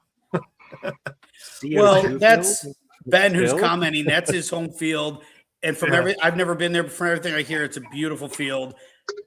It's one thing that I will give our friends that now own the other company. They found an opportunity to go up to Canada and bring that style of a game up there to Canada. The Canadian players have been wanting that. They've always traveled down to us. It's a fantastic opportunity for them to have a game that's just theirs, especially with how much that country has really put its thumb on the scale when it comes to the players and the pricing. And I was about to say the paint prices up in Canada were fucking ridiculous. Yeah. They're also very limited one on of the kind of markers they can have. One of the richest histories in any country of playing the sport and contributing to the sport at a high level. And then their country just decided screw all of you in a way. And it really, look at some of the people are behind the bunker friends. I mean, some of them were associated with some fields that don't even exist anymore. And they just couldn't. Asylum. Yeah. They just couldn't do it anymore because of all the different crap going on. And so I'm glad at least they found a way to get another game up there for them. If they can't come to us or it's not as convenient to come down to the States, at least the game's going to them. Yeah, they came down for me when I commanded in 2012 Full Gap. I think 3 of them came down for that event because I reached out to them and had a great time. When it was CPX The Field, we had a special link just for the Canadians because the Canadian dollar to the American dollar was so jacked up at the time that they paid a different price so that way they weren't paying almost double in some cases to come as it would be Americans just for the entry and stuff like that on the Canadian dollar to American dollar thing. And so Paul Dagnino was very good at that part of it. He understood, that assignment of it very well it's not as simple as, hey, you have the opportunity. We have to make it a fair opportunity. Yeah, back in the day, at the beginning of Full Gap, I mean, the Commonwealth, led by Ray Adams, I mean, they had one specific unit, and they had, oh God, I wish I could remember the base, but that's where they started on the NATO side, up at the very top of the DMZ across the field. And back then, they were bringing 100 players. And it's dropped off. They still come, but not the numbers that they used to. And they'd always do Full Gap because it was a lot cheaper. And Ray lived around Taylorsville. So. Yeah, Hell Survivors gets a lot of Canadians because it's literally across the border. Yeah. So it does make it easier for some people like EMR was the same way. And his group, it made it very easy for them to come across the border and do stuff. Yeah, EMR was the same way. Canada's a beautiful country, and I wouldn't mind experiencing it, but not right now, especially with since they are still slaves to England, and England is putting people in prison for stuff that we put on paintball meme wars. I couldn't justify going up there and running my mouth like I normally do, or posting a meme on a Facebook page and getting put in jail for years. You'd get kicked out. Yeah, well, they would just kick us out. Well, no, England. We're not going to deal with this. Just go home. England's put 12,000 people in prison or in jail over the last year or so for memes on Facebook. So it's only a matter of time before Canada follows suit. Oh hell, they wouldn't even let you in the country if they did your background check on Facebook. They're do you remember that one time you were on Halo 2 back in 2002, and you were in an argument with some English kid, and you called him this? My bad. I did that. I have to clean all the memes on the phone before coming back to Canada. I just want. I gotta get going. I gotta spend a lot of time with Lon. All right. Well, Sean, So do we're I. gonna go. All right, you guys have a good one. We're gonna go to you, Sean. So you can introduce yourselves. The people that don't know you, you can introduce yourself and let us know. Give me a call, Ben. All right, man. I will. I'll talk to you later, brother. All right, later. So, Sean, go ahead and tell us about yourself. Sean, everybody knows me, I think. I've been playing paintball since 1996. Started off playing speedball, and then unfortunate physical accidents and things that broke me up. I transitioned over to woods ball play, scenario play, and I've been doing that ever since. I think my first scenario game that I generaled was back in 2005. It was a Black Cat Productions event, which was oh God, what was the name of that game? Oh damn, I forget. It's been so long. But yeah, that was my first game that I ever generaled. I generaled a few games after that here and there. or Exode. I mean, a lot of people know me as or knew me as the 117th Commander for Warsaw, or I dress up as the commissar guy. I've always cherished paintball in the fact that you can be yourself, or you could be somebody else. I mean, it's a world that's meant for everybody. And I think especially after I got out of the Navy, I think you could probably relate to this. When we were in service, we had a brotherhood, and we had that family to fall onto. And after we got out, that we lost that. And paintball has definitely filled that void. And I think that's the same for a lot of veterans too, who had that void coming out and transitioning. So, for that reason, you do see a lot of veterans in the paintball world, and their kids, and passing that baton down to the young guns is really what I've been out doing for the last 15 years or so, just trying to pass it down. That's cool. Yeah. Yeah. You mentioned you like to dress up and like you basically quote unquote cosplay. Do you do that anywhere else besides paintball, or just paintball? Just paintball. I mean, obviously Halloween, I'll have fun with it with the family. That's kind of where it started with. And then, but obviously just paintball. I'm normal. Well, I go to a bunch of like horror conventions, and people dress up all the time. Like one day I'm gonna have the balls to do it myself, but like it's just right. It's interesting. Like I like being in the paintball world because that's like it's a different group of people than the horror convention people, but they're all like it's still pretty accepting. Like it's nice to actually like I go to these conventions by myself now, and like I was kind of concerned about it, but like it's nice having your own like you look at people like, why am I worried about it? These people are just like me. Like they do the same dorky stuff I do. So same thing with paintball. Like, yeah, like why am I going to be afraid like to like go over and talk to this guy that plays paintball because we're both dorks.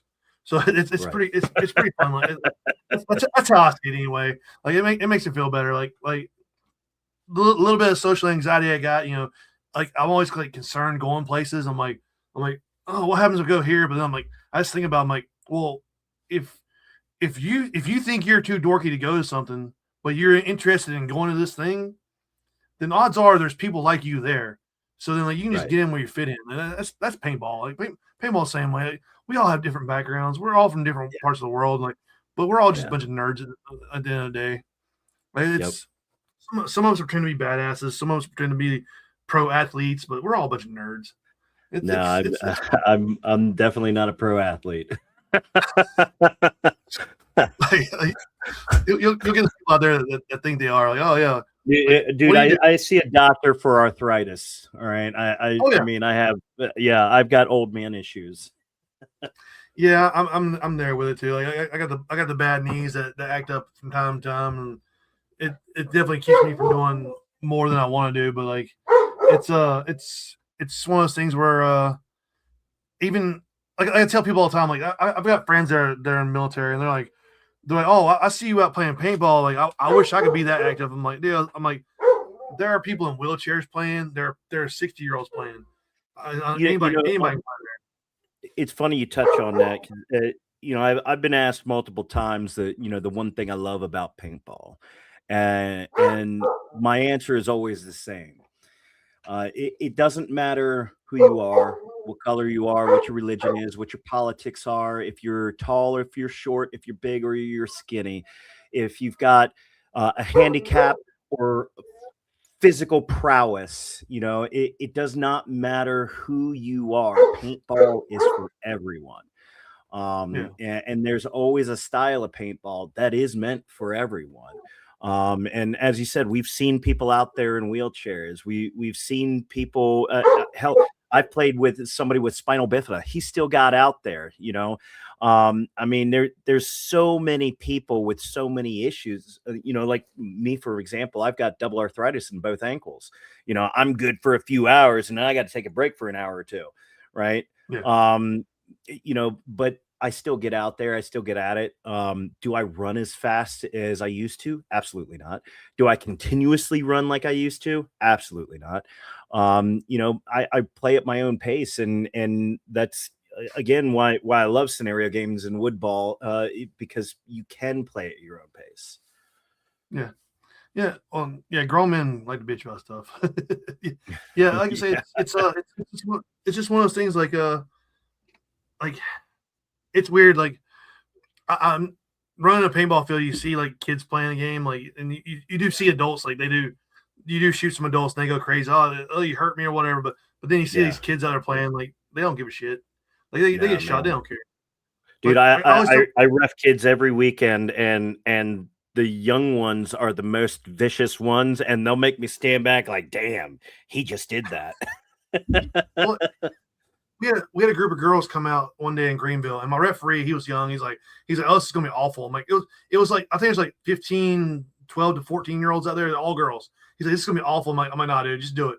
So he went out and refereed him, like, and I watched him. As soon as he said go, this group of girls just all ran at each other, and like they were running each other down, just gunning each other, like 3 feet away, just shooting the shit at each other. They were enjoying it. I'm like, they have zero. Like, the young girls have zero fucks. They're like, man, I got something to prove more than the boys. Yep. I've seen 12-year-old boys. I've seen 12-year-old boys cry at the thought of playing paintball. But every time you give a gun to a girl, they're done. They want to murder everybody. If they get a smile on their face, they're ready to play. I could shoot somebody with Can I shoot you? No, I'm the ref, but you shoot them. It's going to happen anyway.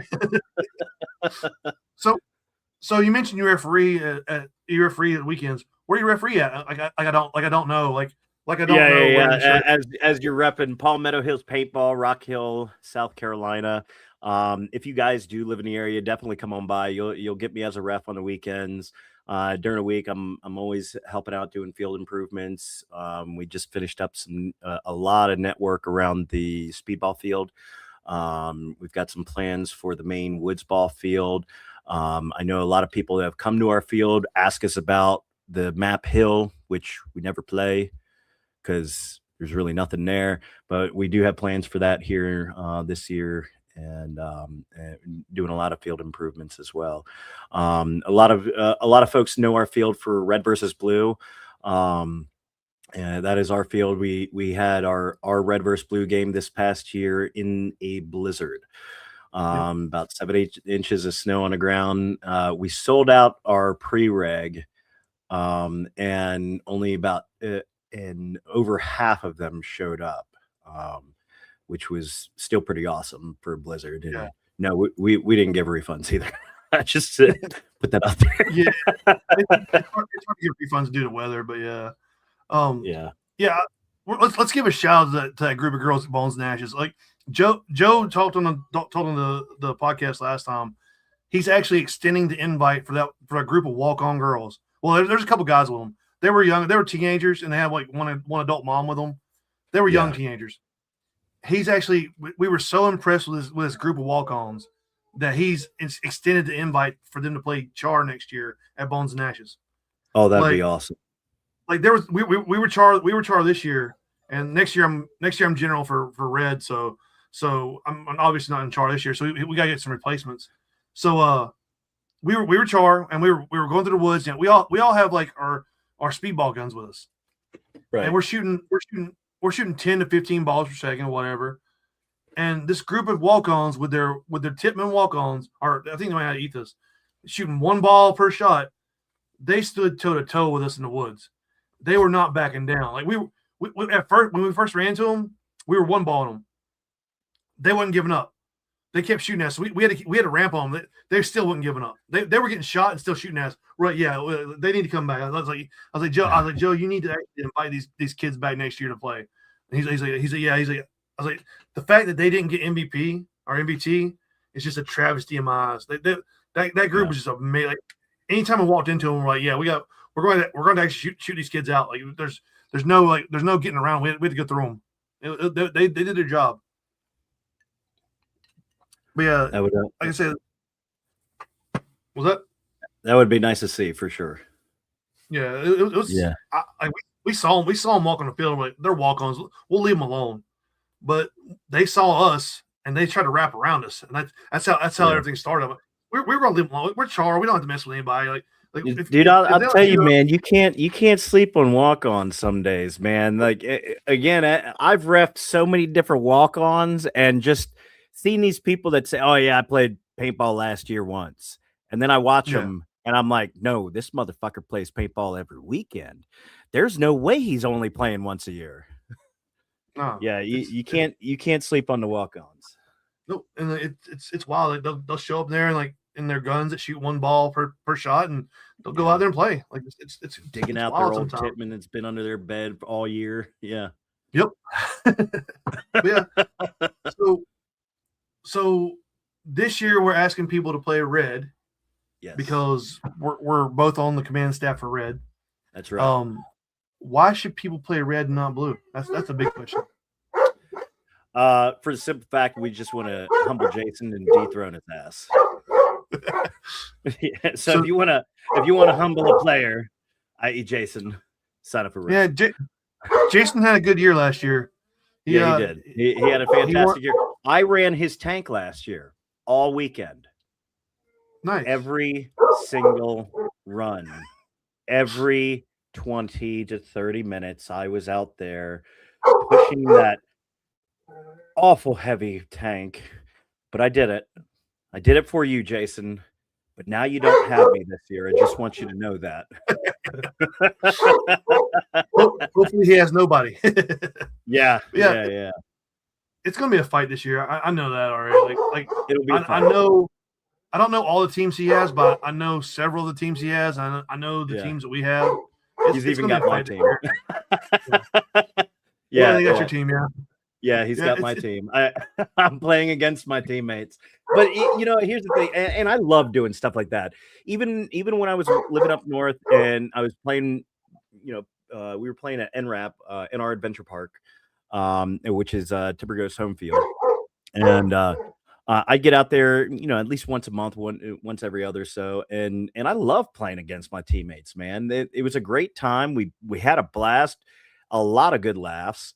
So I'm always looking forward to stuff like that. But again, I'm a commander, so I'm spending less time on field than I am on off.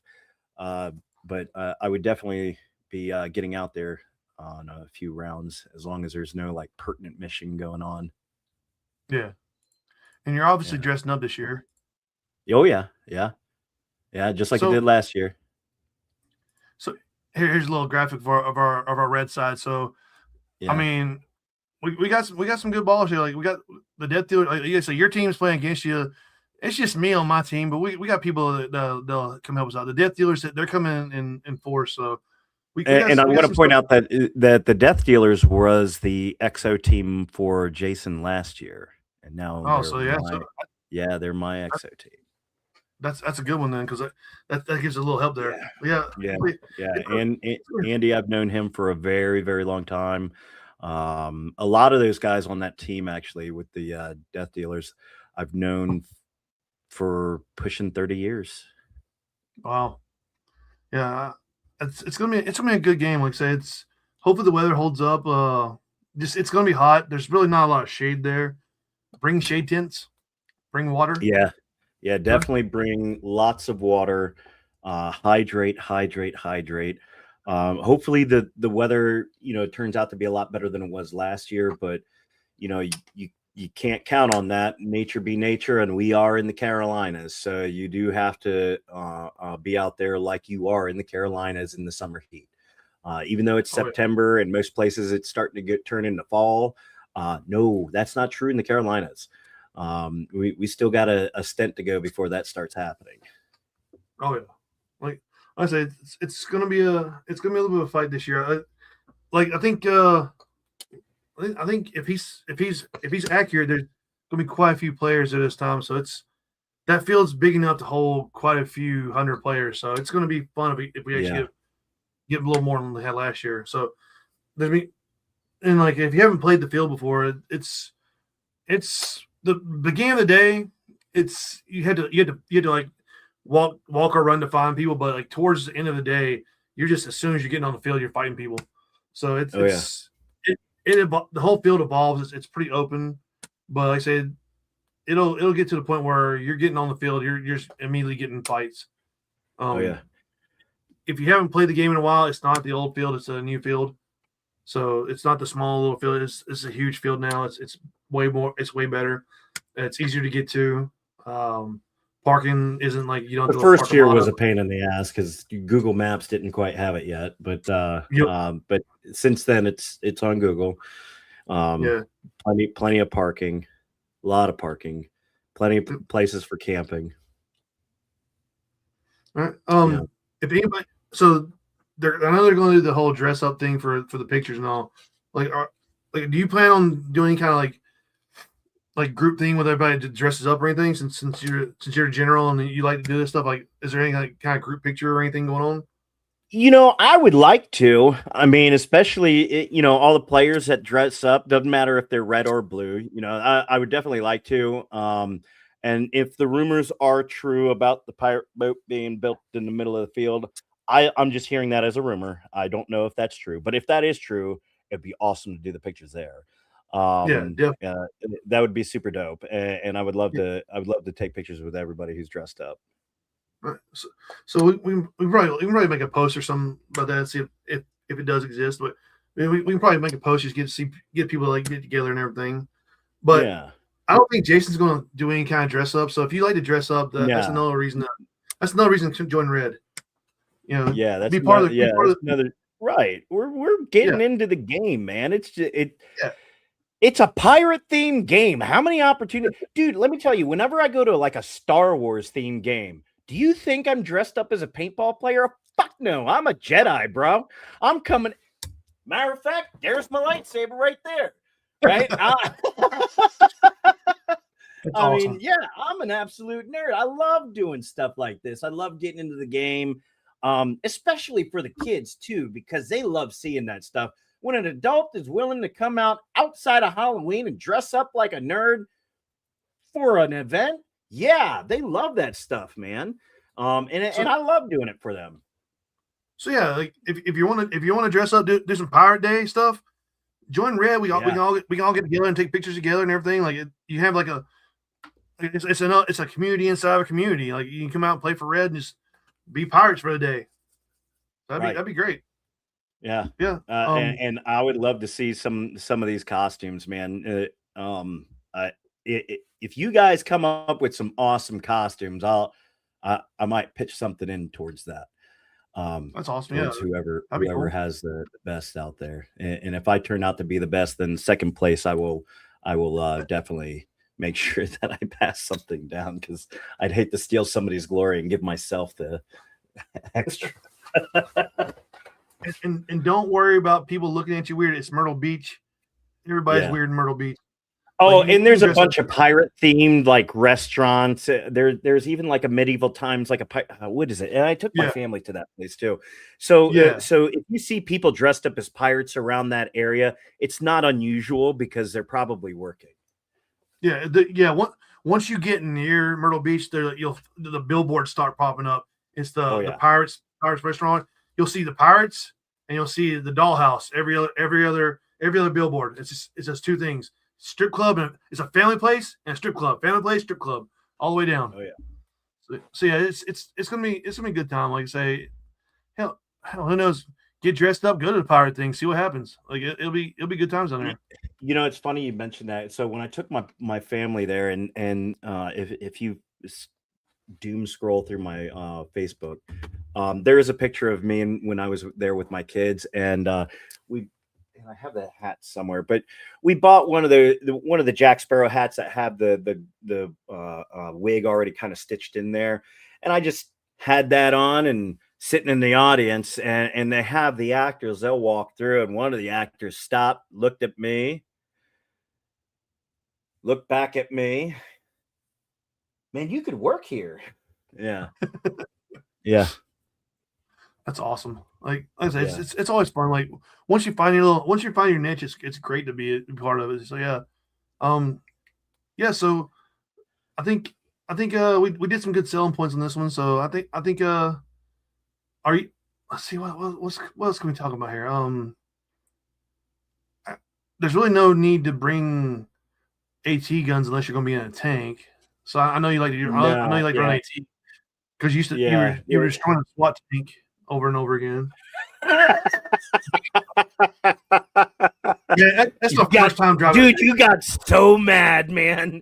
You got so because me and John Lee hit you at the same time, like practically at the same time, and it didn't register for you, but maybe as a single hit, which is why you got all mad.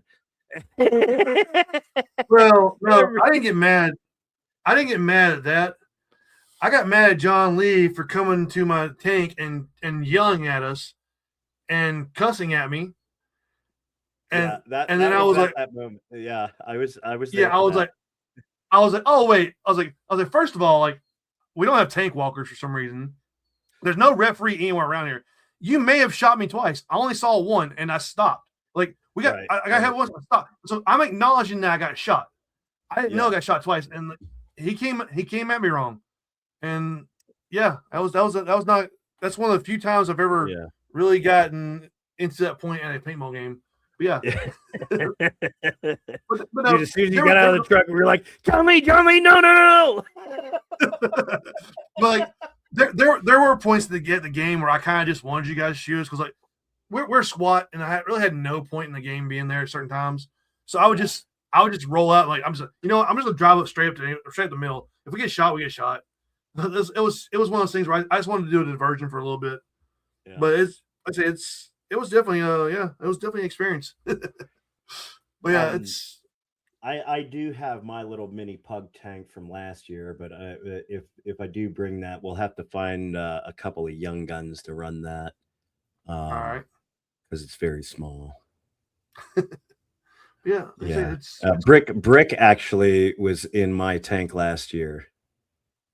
Because Red Side did not have a tank, and Blue had two, right? And so the first day, Jason was like, "Fuck them, we're not giving them a tank," right? So, but the second day, I was like, this is not fun. I really want to shoot a tank, and shooting bunkers is just not fun, right? Yeah, I want to shoot a tank. So I said, "Fuck it, I'm giving them my tank so I can shoot at a tank." Damn. Yeah, it gets a little overwhelming when you don't have a tank on your side and there's tanks coming at you. Like, yeah, I know that one year there was only one tank on the field and they were stopping on top of props and digging inside the tank. That was the first year. Yeah, that was the first year. Yeah.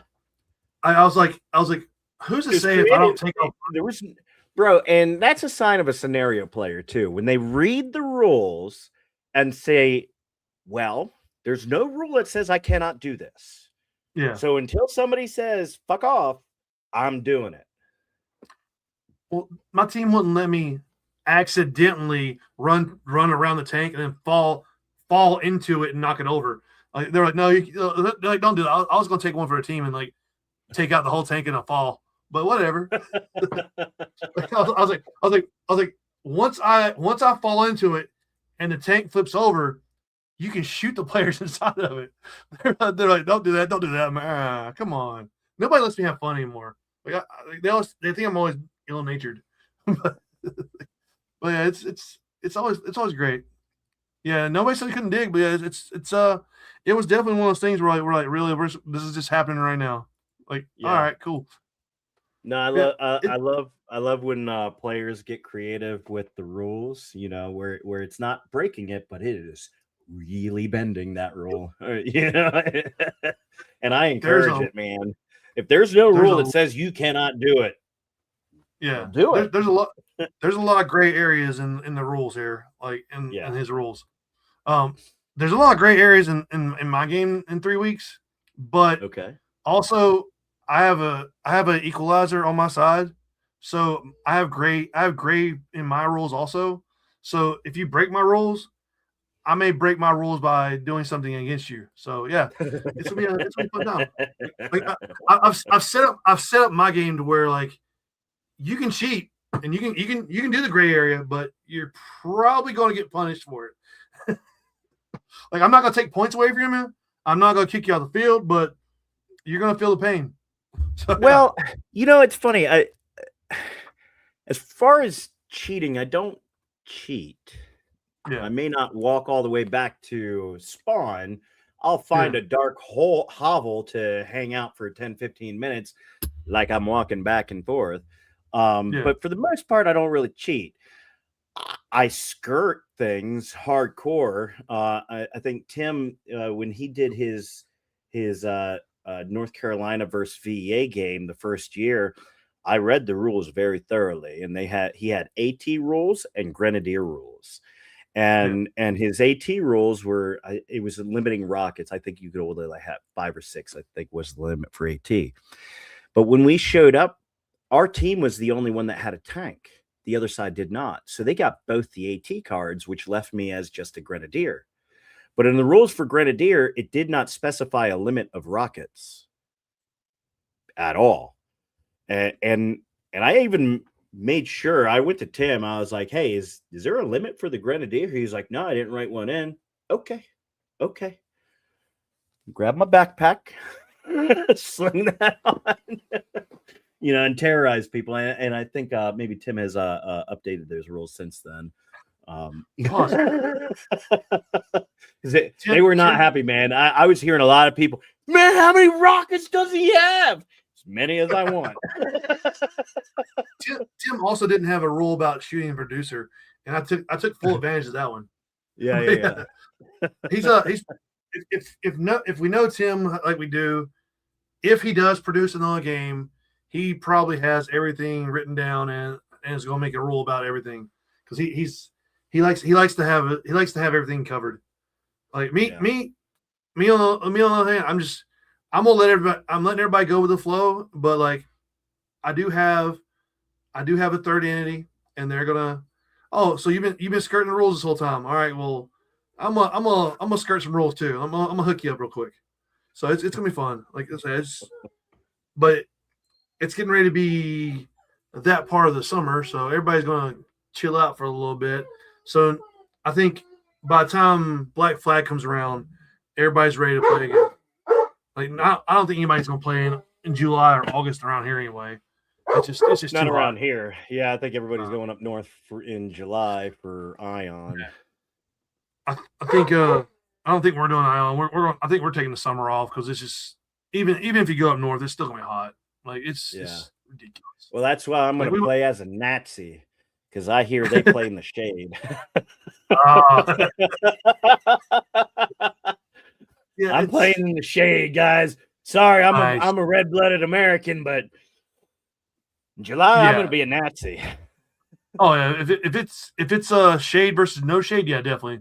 I'll choose whatever side's got a shade on it. Yeah, it's. As soon as I heard that, I was like, decision's made. Yep. I'll go ahead and switch sides. But yeah, it's gonna be like I say, my game's like July 13th. I mean June 13th, and that's the furthest I'd push it back in the summer. Anything past that's gonna murder people. So I'm not really into playing the heat. So, but September 11th, 13th, that's right when the weather usually changes a little bit. Like it's still, you can still go to the beach and get in the water a little bit, sit by the sand and be like nice and hot, but not stupid hot. So it's a good time. It's a good time. So like, everybody took a break during the summer. They're ready to play during Black Flag. So it's gonna be a fun time. I think, is there anything else you want to cover about the game or anything that we didn't cover? I think we covered pretty much everything. Yeah, basically sign up. Just sign up. Right. Get these numbers in. The more the merrier. I will say this, I do hope for a very even game. As much as I love DJ, I wasn't too thrilled about the last game I went to, 400 versus 100. I still played all weekend. I didn't leave. I didn't give up. But for this game, I really would like to see it even, because I don't want a situation where, we're so, either side is so heavily outnumbered either way that, come Sunday, you're going to get that mass exodus. right? Yeah. So, if day of, we see what the numbers are, and, people want to switch sides just to kind of make it even, that'd be great. And it's for whatever side. So if I outnumber Jason, for sure, I'm going to ask some people, hey, would you mind? Right. Yeah. And I've already made that commitment. I want to play an even game, because I want to, at the end of the day, I want everybody to feel that, they were part of it, in some way. And if you get that on both sides, it'll make it a lot more enjoyable. And moreover, you won't see that Sunday morning mass exodus where, half your team is gone and now you're walking on field with 20 of your players. I'm hoping not to have that. Yeah. Well, Scorched Earth was a little, it got a little lopsided. I'm okay.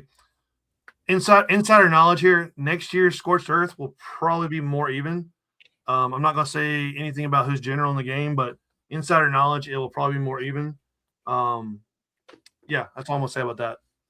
But yeah. So yeah,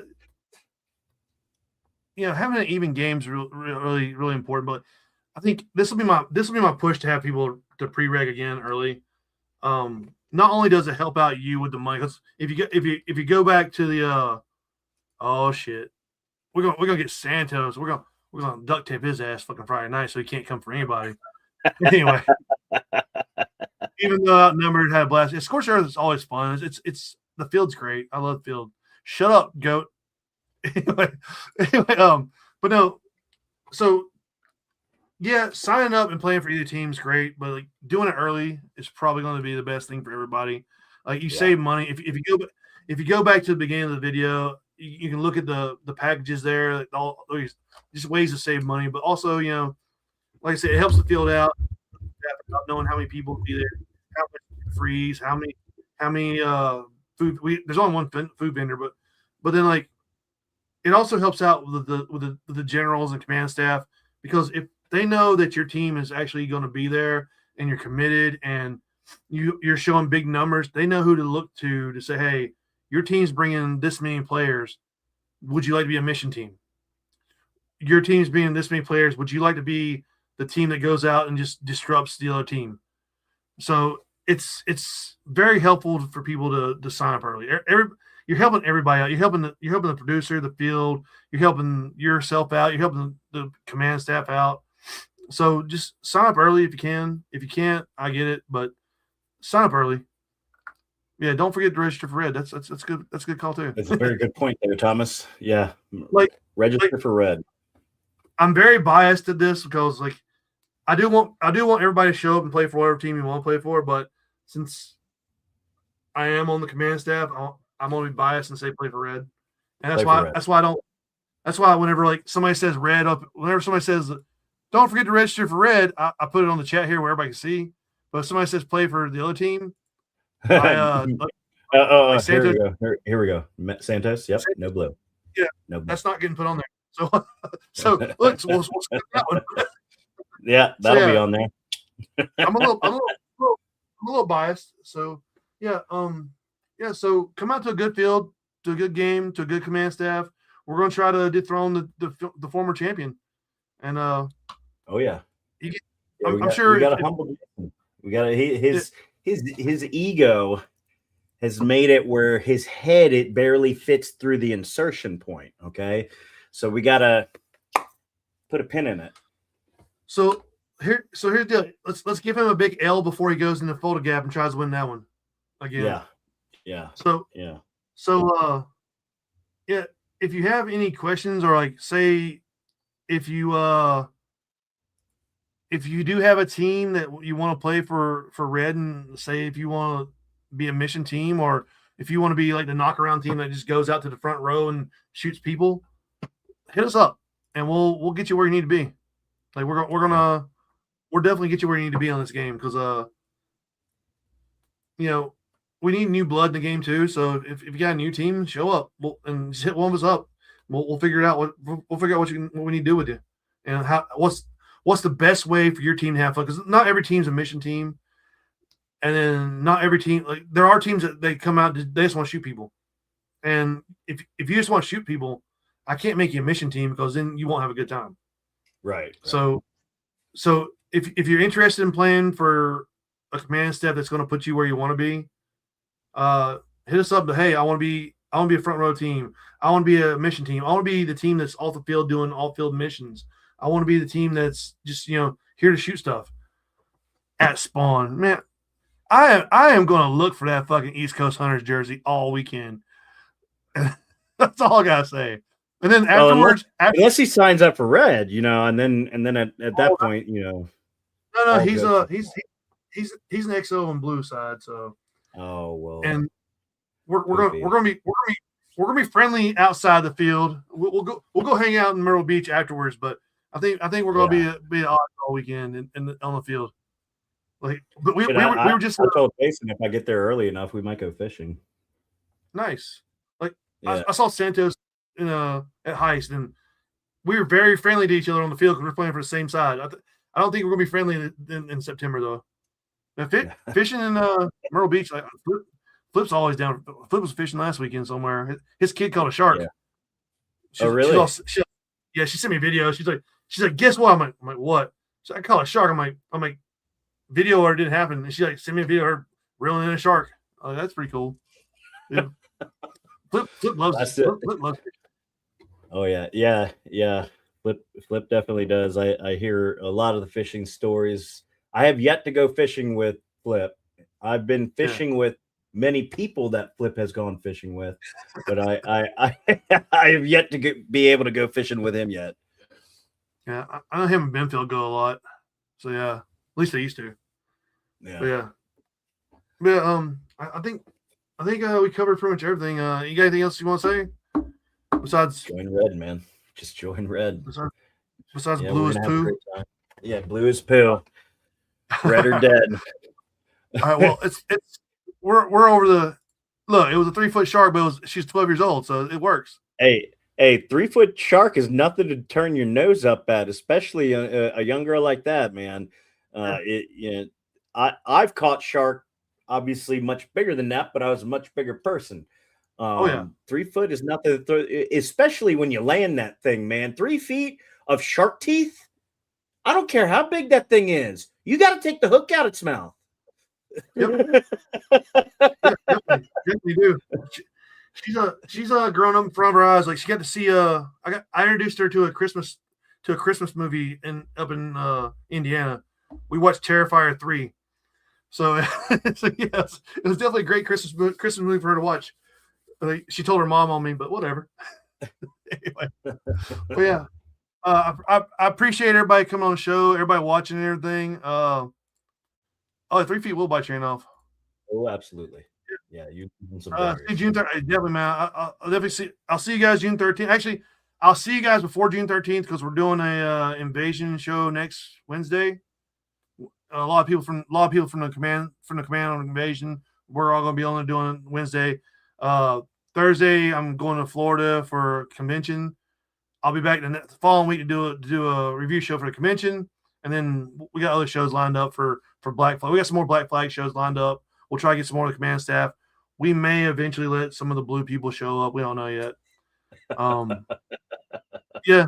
So we got a lot of shows coming up. If you go on the 4WO Shit Show website or Facebook page, we got all the events lined up and everything. So we got a lot of stuff coming up, especially the Black Flag shows. We got at least one more preview. Plus we got a live show and a review.